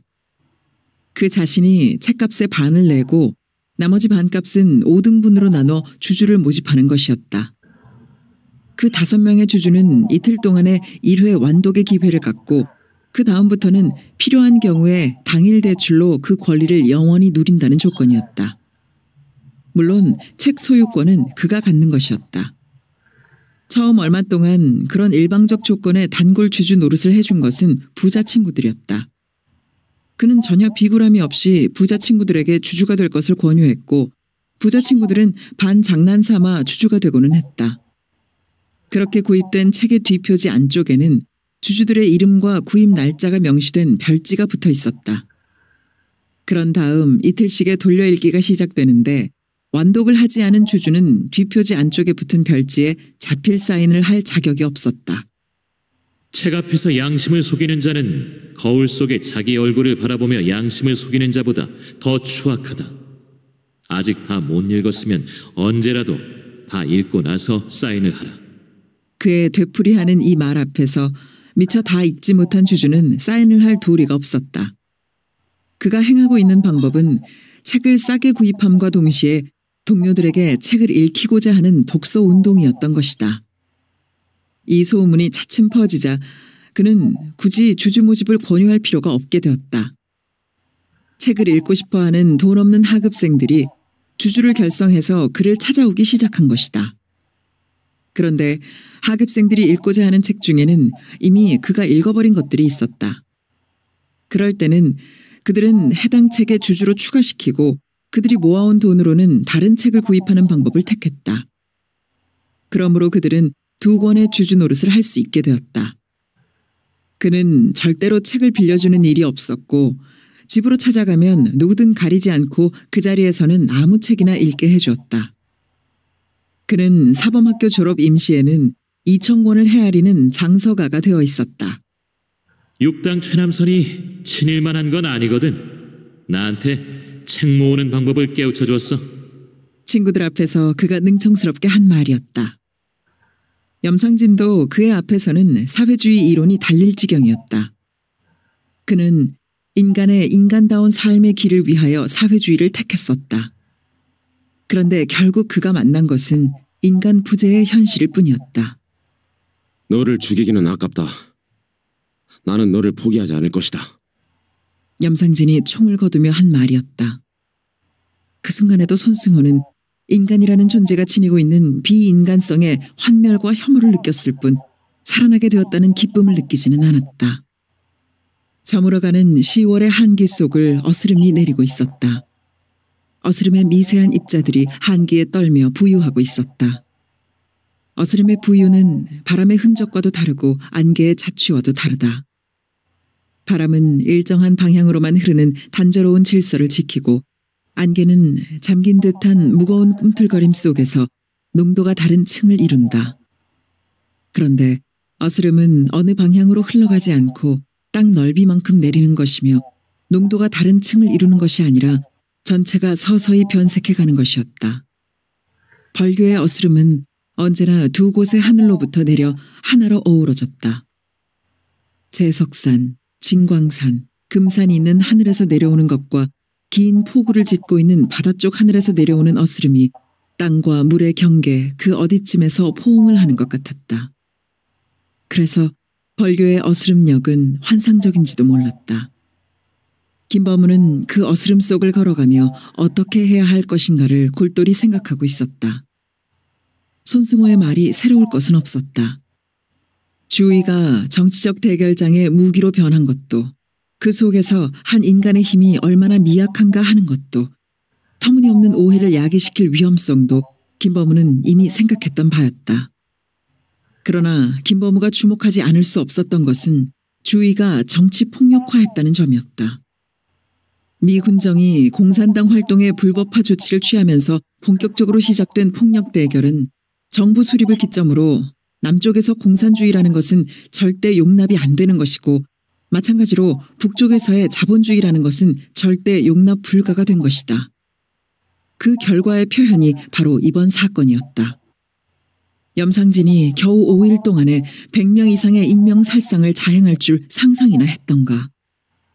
그건 염상진이라는 개인의 뜻이 아니라 정치폭력화한 주의의 충돌이었던 것이다. 염상진은 이미 주의를 지배하는 이성적 인간이 아니라 주의의 정치적 실현을 위한 하나의 도구로 변신한 것이었다. 정치라는 것만큼 본질을 전도하는 것도 없을 것이고 염상진은 그 전도된 목적을 달성하기 위해서 100명쯤은 의당 죽일 수 있는 타당성을 마련했을 것이다. 그러나 염상진이 그러했다면 그 상대적인 힘은 2배 이상의 가격을 할 권리를 얻게 되는 것이다. 정치폭력의 역학이라는 것은 별것이 아닌 것이다. 일본 교사들이 조선인 학생들에게 즐겨 써먹었던 서로 따귀 갈기기의 처벌법이 갖는 가해성과 마찬가지였다. 횟수가 거듭될수록 점점 더 상대방을 세게 갈길 수밖에 없는 가해성. 그때 내가 때리고 있는 것이 내 친구라는 사실은 이미 망각해버린다. 상대는 오직 나를 아프게 하는 적일 뿐이고 내가 아프지 않기 위해서는 적을 물리쳐야 한다는 공격성만 가속화하는 것이다. 김범우는 그 정치적 가해성은 외면하고 있었다. 그건 비탈길을 굴러내리기 시작한 수레바퀴의 불가항력적인 힘이었기 때문이다. 김범우의 관심은 그 수레바퀴 아래 멋모르고 깔려 압사해야 하는 민중들의 억울에만 쏠려 있었던 것이다.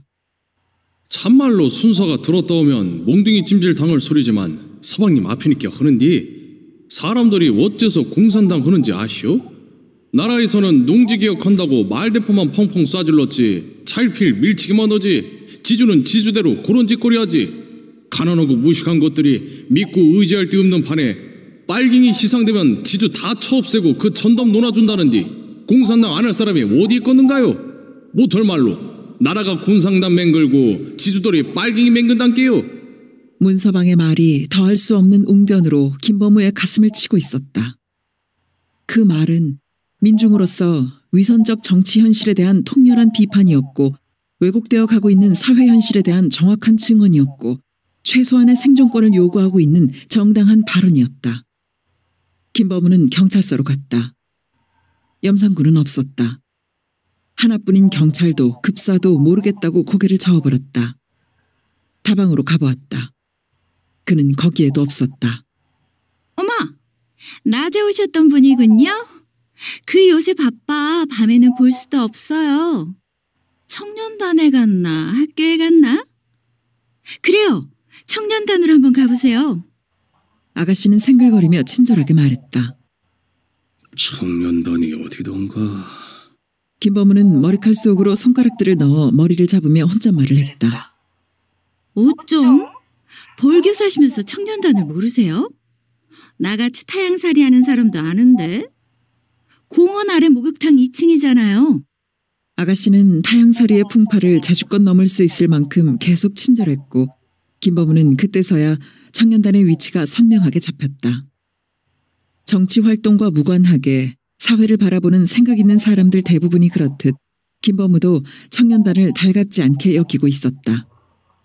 그래서 그곳에 발길을 한 일이 없었다. 고맙소. 김범우는 바삐 다방을 나왔다. 염상군은 청년단에도 없었다. 누구를 찾는다고라? 안에 있던 3명 중에 한 사내가 불량스러운 눈으로 김범우의 위아래를 훑었다. 염상구를 찾는다니까? 김범우는 버럭 소리를 질렀다. 예상했던 대로 세 사내가 벌떡 일어서며 긴장했다. 혹시 누구신가요? 태도가 돌변한 아까의 사내가 말까지 더듬으며 물었다. 내가 누군지 알아 뭐해? 염상구가 지금 어디 있는지 그것만 대라니까. 김범우는 고삐를 늦추지 않고 몰아쳤다. 난세일수록 지표를 나타내는 사람 다루는 익명술이었다. 북국민학교에 계실 거구만요. 알았어. 김범우는 곧 염상구를 체포라도 할 것 같은 기세로 청년단을 나왔다. 김범우는 북국민학교로 발길을 서두르면서 자꾸만 서글픈 헛웃음이 나오려고 했다. 어두워지기 시작한 북국민학교 정문에는 2명의 보초가 집총을 하고 서 있었다. 김범우가 가까이 가자 그쪽에서 먼저 소리쳤다. 종재! 누구야? 염상구를 만나러 왔다. 김범우는 맞서 소리치며 접근했다. 당신 누군데 건방구직에 우리 감찰부장님 맨 이름을 부르는겨? 사복을 입은 사내가 총을 겨누었고 전투복을 입은 사내가 따라서 총구를 돌렸다. 혼나기 전에 총들 치워. 자네, 염상구한테 가서 김범우란 사람이 왔다고 전해. 김범우는 호통치듯하며 사복 입은 사내를 손가락으로 겨냥했다. 웜에 범은 서방님이라고라? 사내가 겨누고 있던 총을 빠른 동작으로 세워들었다. 안녕하셨어요. 지는 들몰 방찬돌이 아들 방만복이구만요. 지는 서방님을 알지만 서방님이사 지를 모를 것이구만이라 날이 침침해서 얼른 서방님을 몰라뵙고 총 들이댄 거 죄송스럽구만요. 바로 앞으로 다가와 꾸벅 인사까지 하는 두툼한 얼굴의 방만복이란 사내를 김범우는 알 수가 없었다. 그러나 들몰에 사는 자긴 방찬돌은 알고 있었다. 그래, 자네가 바로 방찬돌 영감님 아들이구만. 그러고 보니 아버님을 많이 닮았네. 밤에도 수고가 많구만. 김범우는 자상한 관심을 표하면서 방만복의 어깨를 두들겨 주었다. 수고는 무슨 수고라. 지가 얼른 가서 감찰부장님 모시고 올 것인께 쬐끔만 기둘리시시오. 방만복은 총을 거추장스럽게 흔들어대며 어둠 속을 뛰어갔다. 교사 왼쪽으로부터 사람들이 줄지어 나오기 시작한 것은 잠시 후였다. 그 사람들의 행렬은 짙어져가는 어둠 속에서 흐린 형체로 어릿거렸다. 그들이 이번 사건으로 잡혀와 있는 사람들임을 김범우는 직감했다. 저 사람들이 왜 운동장으로 나오고 있어? 김범우는 보초에게 물었다. 심사를 받아야 온게요. 김범우의 음성에 비해 보초의 목소리는 한결 느긋했다. 이 어두운데 무슨 심사를? 불이야 키면 될 일이고. 근데 누구신지 모르겠지만 어찌 그리 꼬치꼬치 물어싼다요? 여고 요러고 있는 것이 위법이란 말이오. 보초가 이상한 생각이 들었던지 태도를 바꾸었다. 운동장 가운데를 가로질러 이쪽으로 똑바로 뛰어오는 2개의 그림자가 있었다. 성님, 여기까지 어쩐 일이시오? 염상구가 숨을 몰아쉬었다. 자네한테 급히 알아볼 게 있어서 왔네. 얼마나 급한 일인데 여기까지 오시고 그러요. 싸게 드십시다. 여기는 성님 계실 때가 못된 게. 염상구가 김범우의 팔을 잡아 끌었다. 자리를 옮길 것까지 없네. 간단한 이야기니까. 김범우는 운동장 쪽으로 신경을 쓰며 자리를 떼지 않으려 했다. 먼저 나온 사람들은 도열을 하고 있었고 행렬은 계속 뒤를 이었다. 성님, 이 시간에 민간인이 여기 있는 것은 위법이란 게요.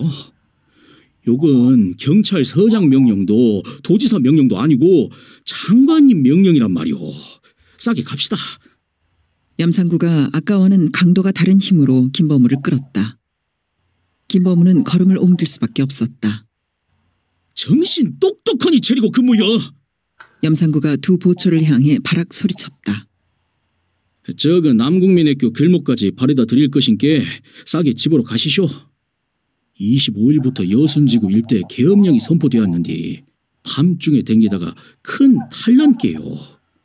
아무 못 되면 무조건 발포해뿌요. 요새 죽으면 객감만도 못한께요. 염상구는 겁을 주자는 것인지 새로울 것도 없는 사실을 짓거려대고 있었다. 수습위원회가 생겼다는데 대표가 누군가? 어째 그러시오. 성님도 들어가시게라. 염상구의 얼굴은 어둠 속에서 반색을 했다. 대표가 누군가? 김범우의 음성에 짜증이 섞였다. 최익승 의원님이구만요. 최익승, 그자가 왜 대표를 해? 서울에 앉아서 무슨 놈의 대표야? 김범우는 치솟는 화를 그대로 내뱉고 있었다. 국회의원 최익승. 그는 한민당 계열의 전형적인 몰입배였다. 의원님은 오늘 도착하셨구만요. 염상구는 김범우의 기분을 아는지 모르는지 안면 복배하듯 말마다 의원님이었다. 염상구가 지난 선거 때 최익승의 행동대원으로 설쳤던 것은 김범우도 알고 있는 일이었다. 기호는 둘 최익승, 작대기는 둘 최익승. 눈도 둘이여, 귀도 둘이여, 콧구녕도 둘이여, 팔도 둘이여, 다리도 둘이라. 기호는 둘, 작대기는 둘, 둘 밑에 꾹 눌러놓고 봐. 그것이 누구냐? 바로 최익승. 우리 일꾼 최익승, 애국지사 최익승. 이승만은 남한 단독 선거를 유리하게 치르기 위해 경찰력을 보조할 수 있는 향보단을 전국적으로 조직화했고 그 단원으로 둔갑한 염상구와 그의 졸개들은 장타령도 아니고 육자배기도 아닌 가락에다 이런 말을 붙여가지고 실성한 놈들처럼 외치고 다녔었다. 가락이 쉬워서 그랬는지 어느 틈에 아이들까지 그것을 익혀 골목골목에서 소리쳐댈 정도였다. 이 후보자의 이름조차 읽을 수 없도록 문맹이 태반인 유권자들을 위해 기호라는 것이 마련된 것이고 선거운동원들은 무슨 수를 써서라도 그 기호를 유권자들의 머릿속에 주입시켜야 했으므로 벌어진 현상이었다. 민주주의라는 것이 시작되는 그 어설픈 모습을 바라보며 김범우는 형용할 수 없는 서글픔을 느끼지 않을 수 없었던 것이다. 최익승이 굳이 벌교에 내려왔다는 사실은 적잖은 충격이었다. 김범우는 갑자기 말할 기운마저 다 빠져나가버리는 것 같은 암담한 기분에 사로잡혔다. 최익승이 오늘 몇 시에 도착했지? 그자가 한 일은 뭐 없었나? 김범우는 최익승에 대한 역겨움을 애써 누리려고 했지만 흔들리고 있는 감정은 두 가지 질문을 한꺼번에 하겠다. 그게 의원님은 오정 때가 지나서 오후 1시가 차이 도착하셨는데. 국회의원 최익승을 마중하기 위해서 10여 명의 사람들은 광주발 기차 시간에 맞추어 노천 플랫폼에 한 줄로 도열해 있었다. 그들은 읍내에서 몇 개 안 되는 장자리를 차지하고 앉아있는 사람들이거나 읍 행정에 영향력을 행사하고 있는 유직급들이었다. 그런데 이런 자리에 응당 있어야 할 몇몇 사람들의 모습이 보이지 않았다. 세무서장, 금융조합장, 청년단장, 그리고 유직급으로는 술도가 정현동 사장, 윤부자 등이었다. 경찰서에 갇혀있는 정 사장을 제외한 그들 모두는 이번 사건으로 저승객이 된 사람들이었다. 한 줄로 늘어선 사람들은 하나같이 침울하고 기죽은 모습들이었다. 그 중에서도 경찰서장의 몰골은 말이 아니었다. 경찰서를 빼앗기고 도망을 쳤다가 겨우 목숨을 부지해서 돌아와 보니 불타버린 경찰서는 콘크리트 뼈대만 흉측하게 드러내고 있었고 궁여지책으로 읍사무소 구석에 경찰서를 차려놓고 있는 그는 마침내 국회의원 앞에 자신의 무능과 죄상을 드러내지 않을 수 없게 된 것이었다. 줄의 맨 끝자리에 서 있는 염상구의 마음도 편치가 않았다. 청년단의 책임이야 경찰에 비하면 아무것도 아닌 것이지만 그래도 의원 각하를 대할 면목이 없기는 매일반이었다. 최 의원이 도착해서 난리통에 어디서 무엇을 했느냐고 따져 묻는다면 대답할 말이 없었다. 염상구는 그런 찜찜한 생각은 떨쳐버리고 최 의원 앞에서 당당했던 기억만을 머리에 담으려고 애썼다. 자네 공은 내 있지 않음세. 우선 이거나 받아두게. 국회의원 당선이 확정되던 날, 최 의원은 염상구를 따로 불러 돈 봉투를 쥐어주며 감격적인 어조로 말했던 것이다. 염상구는 굽신거리며 돈 봉투를 받기는 했지만 내심으로는 당연히 받을 것을 받는 것이라고 치부하고 있었다. 그의 마음속에는 자신이 바로 최익승을 국회의원에 당선시킨 것이라는 자만이 차 있었다. 그는 최익승을 당선시키기 위해서 그야말로 물불을 가리지 않고 뛰었던 것이다. 경찰이 체면 때문에 차마 내놓고 할 수 없는 일을 염상구는 부하들을 이끌고 도맡아 처리했던 것이다. 그런데 최익승은 국회의원이 되어 서울로 올라간 뒤로는 코빼기도 비추지 않았다. 변심을 해버렸나 싶어 은근히 화가 치밀기도 했지만 나라법을 새로 만들고 어쩌고 하느라고 국회의원은 몸을 열로 쪼개서 써야 할 만큼 바쁘다는 소문을 듣고 상면에 적당한 시기가 오기를 기다리기로 했던 것이다. 최 의원으로서는 결코 기분 좋은 고향 걸음은 아닐 것이었다. 그러나 마침 청년단장 자리가 비어 있었다. 빨갱이 소탕과 치안 유지가 시급한 마당에 이번에야말로 그 자리를 차고 앉을 절호의 기회일 수가 있었다. 염상구는 어떤 일이 있어도 이번 기회를 놓치지 않으리라고 작정하고 있었다. 자네 공은 내 있지 않음세. 최 의원 한마디면 단장 자리를 차지할 수 있는 것이고 국회의원을 한 번만 해먹고 그만두지 않는 한 최 의원은 청년단이 필요할 수밖에 없는 처지였다. 염상구는 내밀한 웃음을 흘리고 서 있었다. 예상했던 대로 기차에서 내린 최 의원은 도열에 있는 그 누구와도 악수를 하지 않았다. 갑시다. 도열한 사람들을 한 눈길로 싸잡아 노려보고 있던 최 의원이 내뱉은 말이었다. 앞서 걷기 시작한 최 의원한테서 사람들은 살벌한 공포를 느끼고 있었다. 아무 일이 없을 때라도 국회의원 앞에서 읍장이나 경찰서장의 직함은 날파리 같은 목숨일 수밖에 없었다. 그런데 그들은 빨갱이들에게 읍 전체를 5일 동안이나 빼앗긴 죄인들이었다. 그들은 한층 주눅 들고 후줄근해진 몰골로 최 의원의 뒤를 따라 걸음을 옮겼다. 미리 점심 준비를 시켜둔 남원장의 자리를 잡았다. 쏙 물러가거라. 시국이 어떤 시국인데 그 시뻘건 대낮부터 기집들이 술잔을 들고 설쳐.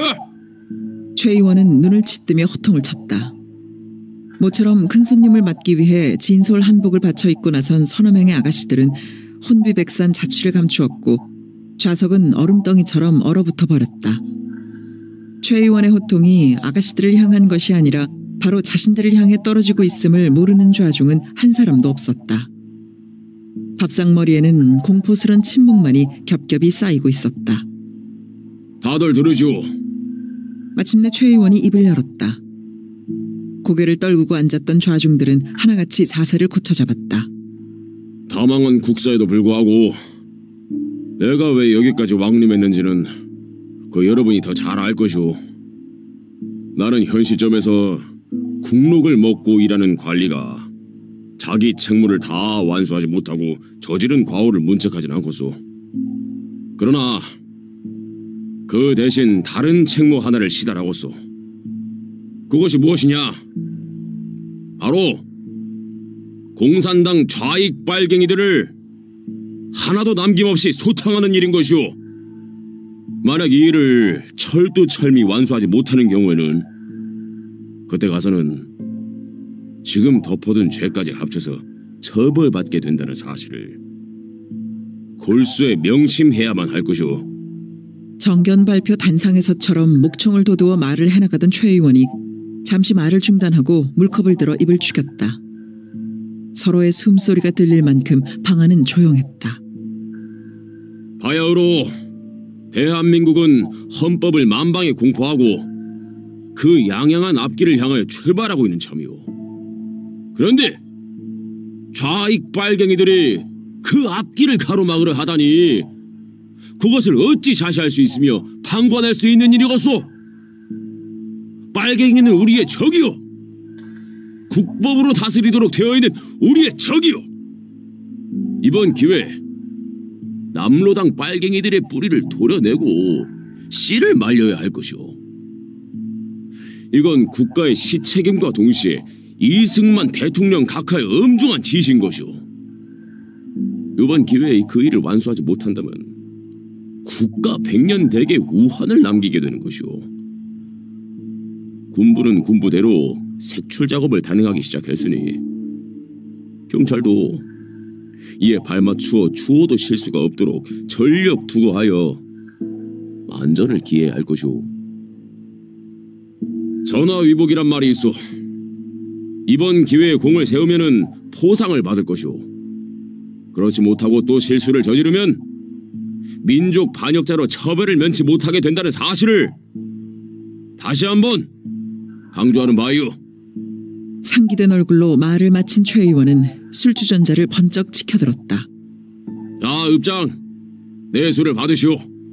최 의원이 말했고 이 느닷없는 말에 읍장은 자리를 박차고 벌떡 일어나서도 잠시 어리둥절한 표정이었다. 최 의원은 좌중 모두에게 한 잔씩 술을 따라주었다. 자, 앞으로의 일에 매진하는 뜻으로 다 함께 술을 듭시다. 최 의원의 말에 따라 좌중은 모두 옆으로 고개를 돌려 최 의원에 대한 예를 차려가며 술로 입술만을 죽였다.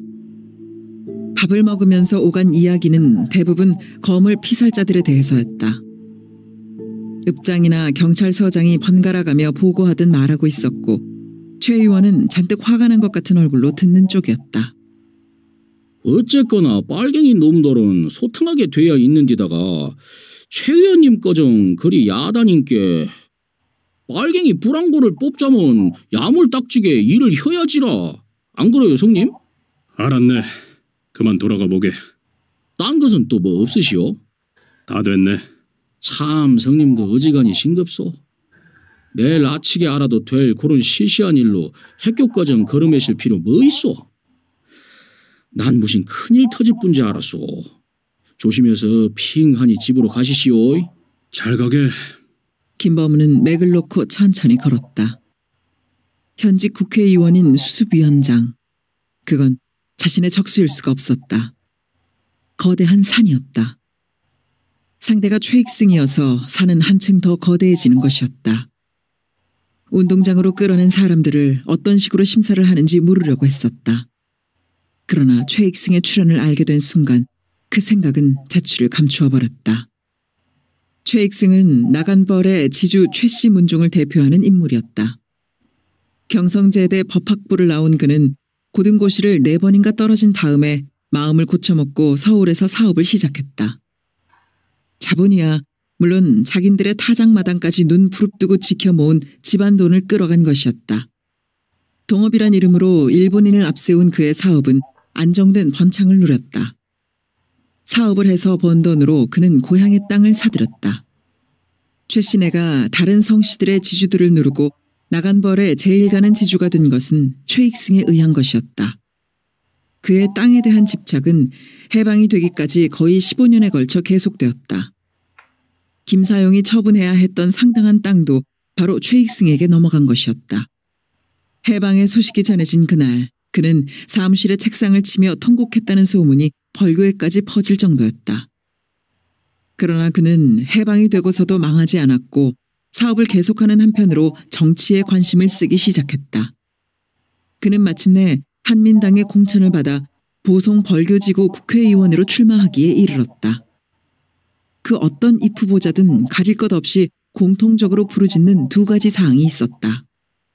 첫째가 자신들이 얼마나 애국자인가 하는 것이었고 둘째가 자신들이 국회의원이 되면 그날로 농지개혁법을 만들어 농지개혁을 조속히 실시함으로써 유권자 절대다수의 수곤을 풀겠다는 것이었다. 최익승도 선거 막바지에 목이 거의 잠겨버릴 정도로 그 두 가지를 남들보다 큰 목소리로 부르짖고 또 부르짖었던 것이다. 그뿐만 아니라 한쪽으로는 경찰과 향보단을 이용해서 반공갈 반협박의 회유책을 썼고 다른 한편으로는 동리 단위로 술판을 돌아가며 벌였다. 유사 이래 최초로 실시된 투표라는 것에서 남한 전역의 유권자는 95%의 참여율을 보였고 최익승은 그야말로 민의에 의한, 민의를 위한, 민의를 대표하는 국회의원으로 뽑힌 것이었다.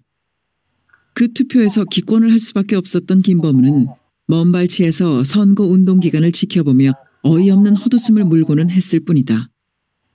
그리고 최익승을 뽑은 유권자들을 결코 어리석게 여기지도 않았다. 그들의 선택은 어찌할 수 없는 것이었다. 후보자들은 하나같이 때묻은 걸레였고 선거를 감시한 유엔 한국위원회는 관권이 개입된 강압적 부정선거였다는 보고서를 유엔에 보낼 정도였으므로 한민당의 공천자 최익승의 당선은 너무나 당연한 결과였던 것이다. 유권자의 절대 다수를 차지하는 가난한 농민들은 그저 두 번째의 공약이 하루빨리 실현되기를 바랐을 것이다. 그러나 국회가 열리고 5개월이 지나도록 농지개혁 실시는커녕 농지개혁법조차 상정이 안 되고 있는 형편이었다. 최익승은 당선이 되어 떠난 후로 얼굴 한번 비추지 않다가 이번에야 나타난 것이었다. 김범우는 제재소를 지나 병원 앞에 이르렀다. 자해병원이라는 세목골의 입간판이 동구 앞의 비석처럼 언제나 같은 자리를 지키고 서 있었다. 한지를 접어 네모나 마름모의 연속무늬가 되도록 오려내어 붙인 유리창에는 전등 불빛이 밝게 배어 있었다. 불투명 유리는 구하기가 어렵고 투명 유리의 불편스러운 노출을 막기 위해 한지를 붙인 것이었다. 그런데 네모나 마름모의 그 단조로운 무늬가 한지를 붙인 차단감을 용케도 없애주고 있었다. 김범우의 마음은 전명환 원장을 잠깐 만나고 갈까 말까 하는 생각으로 망설이고 있었다. 그냥 지나치자니 뭔가 서운하고 만나자니 용건이 없었다. 소화다리를 건너가기가 싫어 길을 잡다 보니 병원을 거치지 않을 수가 없었다. 물론 전부터 전 원장을 만나오면서 용건이 없을 때가 태반이었다. 김범우는 내심으로 전명환 원장을 존경하고 있는 터였다. 자해병원이라는 이름의 뜻과 전명환 원장의 의료 행위와는 그렇게 잘 어울릴 수가 없었다. 그는 돈을 탐하지 않는 사람이었다. 사람으로서 가장 하기 어렵다는 일을 그는 한결같은 태도로 지켜왔고 김범우는 그 변함없는 인품에 머리를 숙이지 않을 수 없었다. 김범우는 전 원장을 대하는 것만으로 마음이 푸근하고 넉넉해지는 것이었다. 김범우는 어느덧 병원 유리문을 옆으로 밀고 있었다. 어서 오세요, 김 선생님. 낯익은 간호원이 허리를 깊이 굽혀 인사를 했다. 그녀의 깊은 허리 굽힘을 따라오기라도 한 것처럼 병원 특유의 소독 냄새가 끼쳐왔다. 그 크레졸 냄새를 김범우는 아침 공기만큼이나 좋아했다. 그건 곧 전 원장의 냄새이기도 해서였다. 선생님 계신가요? 네, 올라오셔서 잠시 기다리십시오. 간호원이 날렵한 동작으로 슬리퍼를 놓고 돌아섰다. 김범우는 원장실을 겸한 진찰실로 들어서서 한 바퀴 둘러보았다. 아무런 치장이라고는 없는 방은 항시 그대로의 모습이었다. 왼쪽 벽에 붙은 히포크라테스 선서, 그 아래로 의사 자격증, 원장의 것으로는 너무 작다 싶은 낡은 책상, 다소 초라한 느낌이 들기도 했지만 그건 전 원장의 욕심 없는 생활 태도가 그대로 드러나 있는 장소여서 오히려 숙연한 느낌마저 들었다. 나무 의자에 앉은 김범우의 눈길은 문득 한 곳에 고정되었다. 기본 진찰을 위한 의료기구나 간단한 치료에 쓰이는 약품들을 넣어둔다는 유리문 달린 3층 장은 분명히 창가의 제자리를 지키고 있었는데 바로 그 위에 놀라운 변화가 일어나 있었던 것이다. 유백색의 둥근 항아리에 연보랏빛 들국화가 항아리보다 더 큰 머리를 하고 탐스럽게 꽂혀 있었다. 아까는 건성으로 지나친 변화였다. 여태껏 한 번도 보지 못했던 치장인데다가 젖빛으로 흰 둥근 항아리와 넘치게 꽂은 연보랏빛 들국화의 예사롭지 않은 조화미에 김범우의 눈은 놀라고 있었다. 이 양반이 마음이 변해가나 생각하며 김범우는 미간을 좁혀 눈을 가늘게 뜨고는 항아리를 유심히 살폈다. 꼭 달덩이 같은 그 생김새며 희뿌연 색깔이 예사 항아리 같지는 않았다. 김범우는 도자기에 대해서는 아는 것이 아무것도 없으면서도 그것이 값비싼 것인지 모른다는 생각과 함께 그쪽으로 다가갔다. 김범우가 가까이 오기를 기다리고 있었다는 듯 항아리는 유백색 몸체에 2개의 가늘고 긴 금을 머리카락처럼 받고 있었다. 김 선생, 어서 오시오. 등 뒤에서 들리는 소리에 김범우는 흠칫 놀랐다. 잠시나마 의심스러워했던 자신의 생각을 들킨 것만 같아 죄스럽고 민망했다. 안녕하십니까, 원장님. 앉읍시다. 못 보던 항아리가 갑자기 나타나 김 선생 눈도 놀란 모양이지요.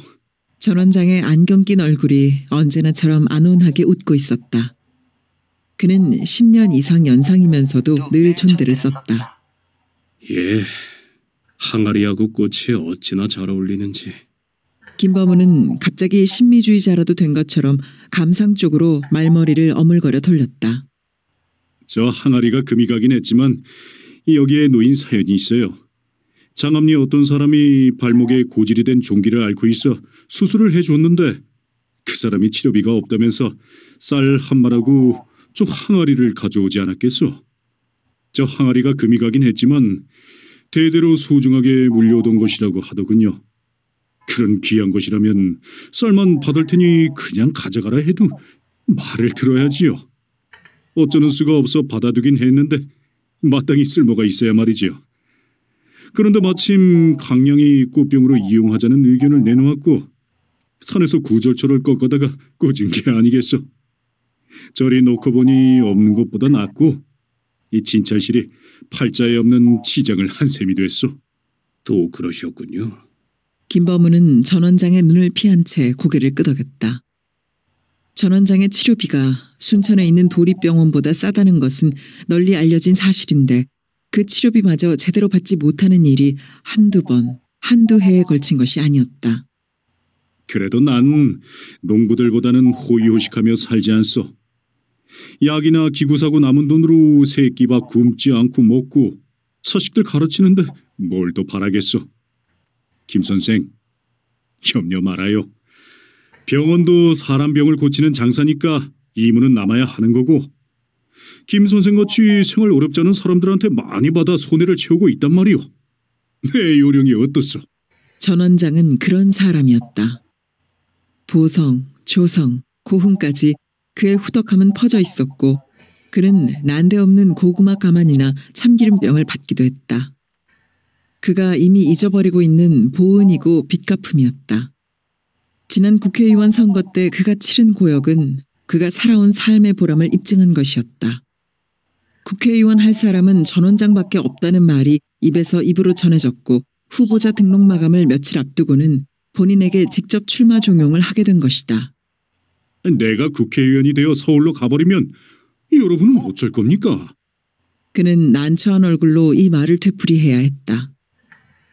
사람들은 국회의 기능을 따지기보다 먼저 국사에 참여해야 할 사람의 제일 조건으로서 청렴 결백을 꼽았다는 증거이기도 했다. 어쨌든 무사하게 만나게 되어 반갑구려. 전 원장이 스산하게 느껴지는 웃음을 지으며 말했다. 담배 태우시겠어요? 별로 즐기지 않는다는 것을 알면서도 김범우는 담뱃갑을 내밀었다.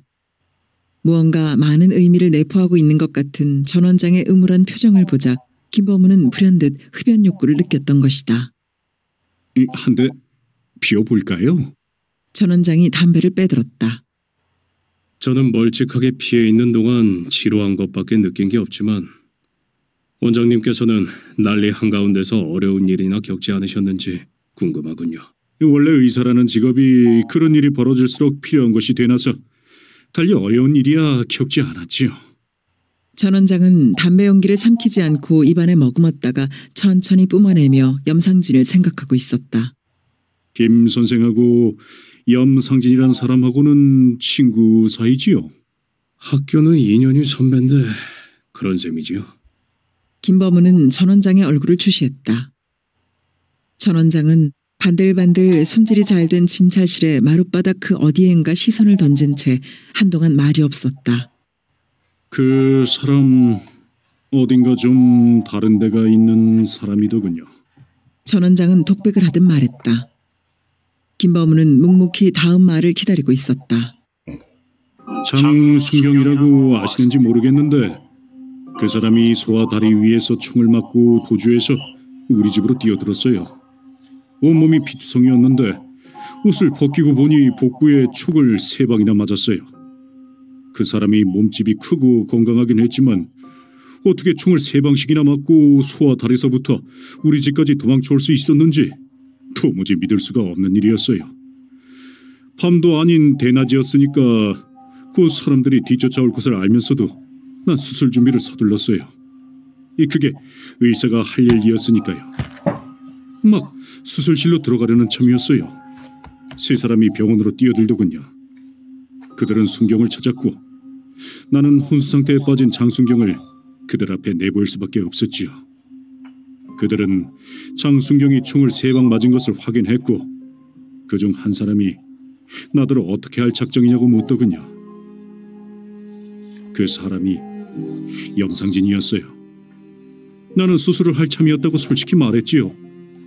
그랬더니 염상진 그 사람 하는 말이 어서 수술을 해서 살려내라는 것이었어요. 왜 그러는지 이유를 말하지도 않고 그 사람은 부하들을 데리고 돌아섰는데 나는 그 말을 믿을 수가 없어서 한참이나 멍하니 서 있었어요. 나는 그 사람이 장순경을 향해 총질을 해버릴 줄 알았었지요. 그리고 나도 어떤 보복을 당하게 되리라고 각오하고 있었거든요. 그래, 장순경은 어찌 됐습니까? 김범우는 염치불고하고 결론부터 알고 싶은 마음에 불쑥 물었다. 마치 기적처럼 목숨을 건졌습니다. 지금 회복 단계에 있지요. 원장님 의술이 워낙 뛰어나셔서 참으로 좋은 일 하셨습니다. 김범우는 전 원장의 인품에 진정으로 외경심을 느꼈다. 총을 맞고 뛰어든 사람이 누구였건 간에 전 원장은 똑같은 행위를 했으리라 싶었다. 나야 병 고치는 기술을 터득하고 있다 뿐이지 세상 보는 눈이 영 어두운데 김 선생이 보시기에는 앞으로 어찌 될 것 같은가요? 전들 뭘 알겠습니까마는 끝없이 불행한 사태가 벌어지지 않을까 싶습니다. 김범우의 머리에는 운동장의 어둠 속에서 어리거리던 사람들의 행렬이 떠올랐다. 그는 미간을 일그러뜨리며 담배를 깊이 빨아들였다. 참으로 큰일입니다. 같은 민족끼리 이리 살아서 되겠습니까? 해방이 되면 모든 게 다 잘 될 줄 알았는데. 답답한 일이지요. 김범우의 가슴은 정말 돌덩이에라도 눌리는 것처럼 답답했다. 그건 심리적인 압박감이 아니라 신체적으로 여실하게 느껴지는 통증이었다. 피곤한 하루였다. 김범우는 담배를 비벼 껐다. 전 그만 가보겠습니다. 잘 쉬었습니다.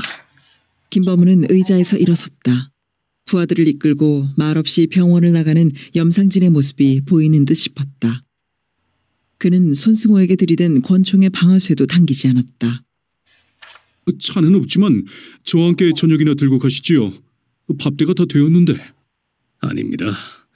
곧 통금도 될 것이고 집에서 나온 지도 너무 오래됐습니다. 전 원장은 문 밖까지 전송을 나왔다. 두 사람은 어설픈 웃음을 나누고 헤어졌다. 예기치 않게 염상진의 이야기를 들은 탓인지 김범우의 마음은 더욱 어둡게 가라앉아 가고 있었다. 극장도 어둠 속에 문을 굳게 닫고 있었다. 항시 확성기에 팽창된 소음과 구경꾼들의 들뜬 소란으로 출렁거리던 그 시끌벅적함은 자취를 감추고 없었다. 약간쯤 유치하고 약간쯤 짜증스러웠던 그 북적거림이 김범우는 불현듯 그리워짐을 느꼈다. 그건 그나마 안정된 삶의 생기 있는 모습이었던 것이다. 장터거리 상점들도 거의가 문을 닫은 상태였다. 장터의 넓은 마당에 드높은 천막을 치고는 했던 서커스도 당분간 볼 수가 없게 될 것이다. 김범우는 홍교를 건너다가 중간쯤에서 멈추어 섰다. 그리고 북쪽을 망연히 바라보고 있었다. 드넓은 나간 뻘은 어둠 속에 그 자취를 숨기고 있었다.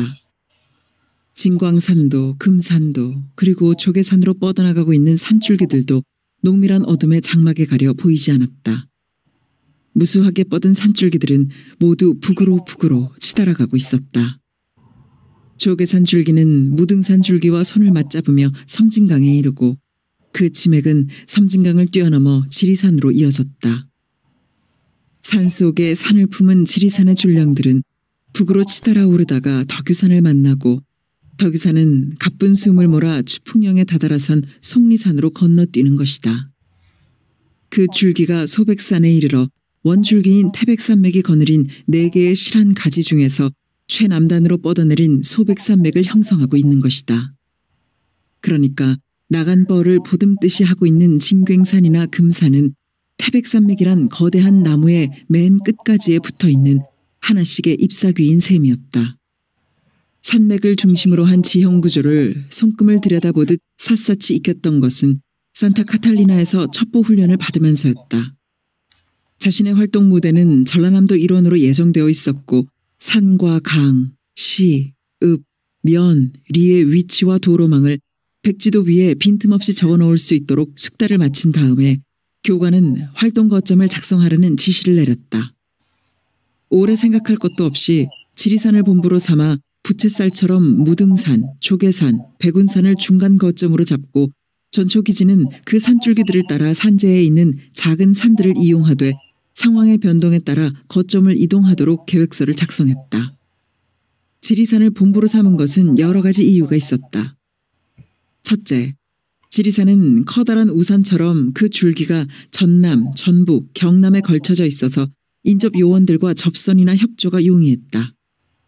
둘째, 산의 높이에 비해 해안과의 거리가 가깝기 때문에 사령부와 송수신이 편리했다.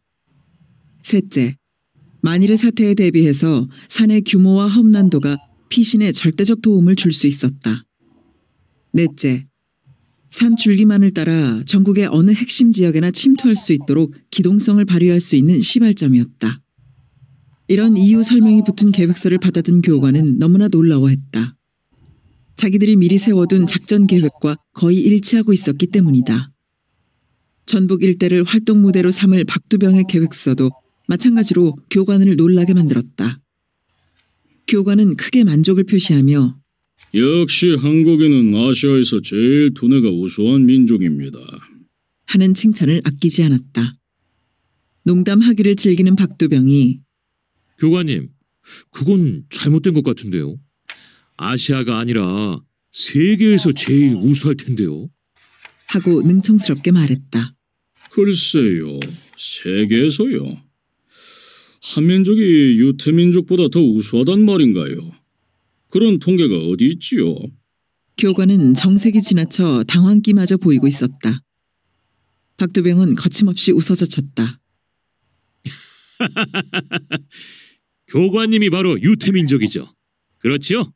박두병이 웃음을 추스르며 야무지게 물었다. 교관은 그때서야 웃는 이유를 알았다는 듯 어색하게 웃으며 그렇다고 대답했다. 세계에서 제일 우수한 민족끼리 잘 만났어. 자, 악수합시다. 박두병은 넉살 좋게 손을 내밀었고 교관도 기분 좋은 얼굴로 그 손을 잡았다. 그런데 왜 하필이면 머리 좋은 두 민족의 꼴이 이 모양이요? 박두병이 어이없다는 표정이었다. 미스터 박, 이건 하늘이 내리는 일시적 시련이요. 유태민족이나 한민족은 반드시 이른 나라를 찾게 될 겁니다. 그리고 영광의 빛을 창조하게 될 겁니다. 그건 신념의 문제입니다. 우리가 여기 있음도 그 신념을 실천하기 위해서입니다. 우리 믿도록 합시다. 하늘이 허락하는 그날이 온다는 것을. 교관은 사뭇 진지하고 엄숙한 얼굴로 말했고 김범우 앞에 그는 왼손을 내밀었다. 김범우는 그 손을 잡지 않을 수 없었고 세 사람은 손을 포개어 예기치 못했던 동일 감정의 숙연함에 젖어야 했다. 일본의 항복이 6개월, 아니 3개월만 늦어졌더라도 자신들은 미군의 지휘를 받는 OSS 요원으로 전국 각지에 침투했을 것이다. 자살용 극약까지 상비하고 벌이기로 되어 있었던 첩보 활동에서 요행이 살아남았다면 해방은 조국 땅에서 맞았을 것이다. 그렇게 되었다면 하룻밤 사이에 동지에서 포로로 취급당하는 배신은 겪지 않았을 것이고 그 과정을 겪지 않은 자신의 의식이 어느 쪽으로 방향을 잡았을지는 자명한 일이었다. 활동계획서를 작성하기 오래전에 벌써 자신은 염상진을 포섭 제1호로 꼽고 있었던 것이다. 사회주의 사상, 그 달콤한 논리, 프롤레타리아 혁명, 그 자극적 최면, 무산자 혁명의 영웅, 그 충동적 칭호. 이런 것에 이끌려 첩보 활동의 경험을 10분 활용해가며 지금쯤 염상진과 함께 저 어둠에 묻힌 어느 산줄기에 박혀 있었을 것이다. 사람의 운명이란 얘기할 수가 없는 것이다. 자신은 그 사건을 계기로 완전한 의식 변화를 일으켰고 연합국으로서의 미국에 대한 불신은 물론 공산주의가 내세우는 국제성의 허구와 그 속에 도사린 위험스런 덫을 볼 수 있는 눈을 갖게 되었다. 그러나 그 점을 염상진에게 납득시킬 수는 없었다. 신념화된 의식이 변화를 일으키려면 그만한 강도의 체험을 통하지 않고는 불가능한 일이었다. 그래서 자신의 의식 변화를 염상진에게 설명할 엄두를 내지 못했고 염상진은 학병 나가기 전과는 판이하게 달라진 자신을 이해하지 못한 채 서로 다른 길을 걷기 시작한 것이다. 김범우는 북쪽의 어둠에서 눈길을 거두고 천천히 걷기 시작했다. 자기 자신이 독립을 위한 첩보활동 무대로 삼으려 했던 산악지대를 이제 염상진은 사회주의 혁명을 달성하기 위한 은신처로 삼고 있었다. 김범우는 씁쓸한 웃음을 흘렸다. 밤이 깊어가는데도 김범우는 잠을 이룰 수가 없었다. 오늘 하루를 지낸 일이 길고 긴 터널을 지나온 것 같기도 했고 무릎이 넘게 푹푹 빠지는 뻘밭을 한정도 없이 걸어온 것 같기도 한 어둡고 끈끈한 감정의 찌꺼기들이 잠을 거부하고 있었다. 자정이 가까웠을 무렵이었다. 예리한 금속성이 밤 공기를 찢고 있었다. 김범우는 반사적으로 몸을 일으켰다. 금속성은 잇따라 울려왔다. 총소리였다. 김범우는 벌컥 방문을 열고 마루로 나섰다. 여보, 위험한데 어딜 나가시오? 자는 줄 알았던 아내의 다급한 음성이 망연히 서 있는 김범우의 뒷덜미를 잡았다. 총성은 소화다리 쪽에서 울려오고 있었다. 김범우의 눈앞에는 운동장으로 끌려 나오던 사람들의 모습과 국회의원 최익승의 얼굴이 뒤범벅이 되고 있었다. 김범우는 신음을 씹으며 날이 밝는 대로 최익승을 찾아가리라고 마음 굳히고 있었다.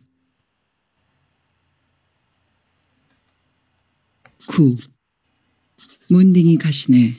팔자도 참 험하게 변했다. 들물댁은 사흘 만에 풀려났다. 어떻게 해서 학교 운동장을 벗어나고 샛길을 빠져나왔는지 알 수가 없었다. 정신을 차리고 보니 공원 아랫길 사진관 앞에 이르러 있었다. 거기는 칠동의 집과는 반대 방향인 친정이 있는 들물로 가는 길목이었다.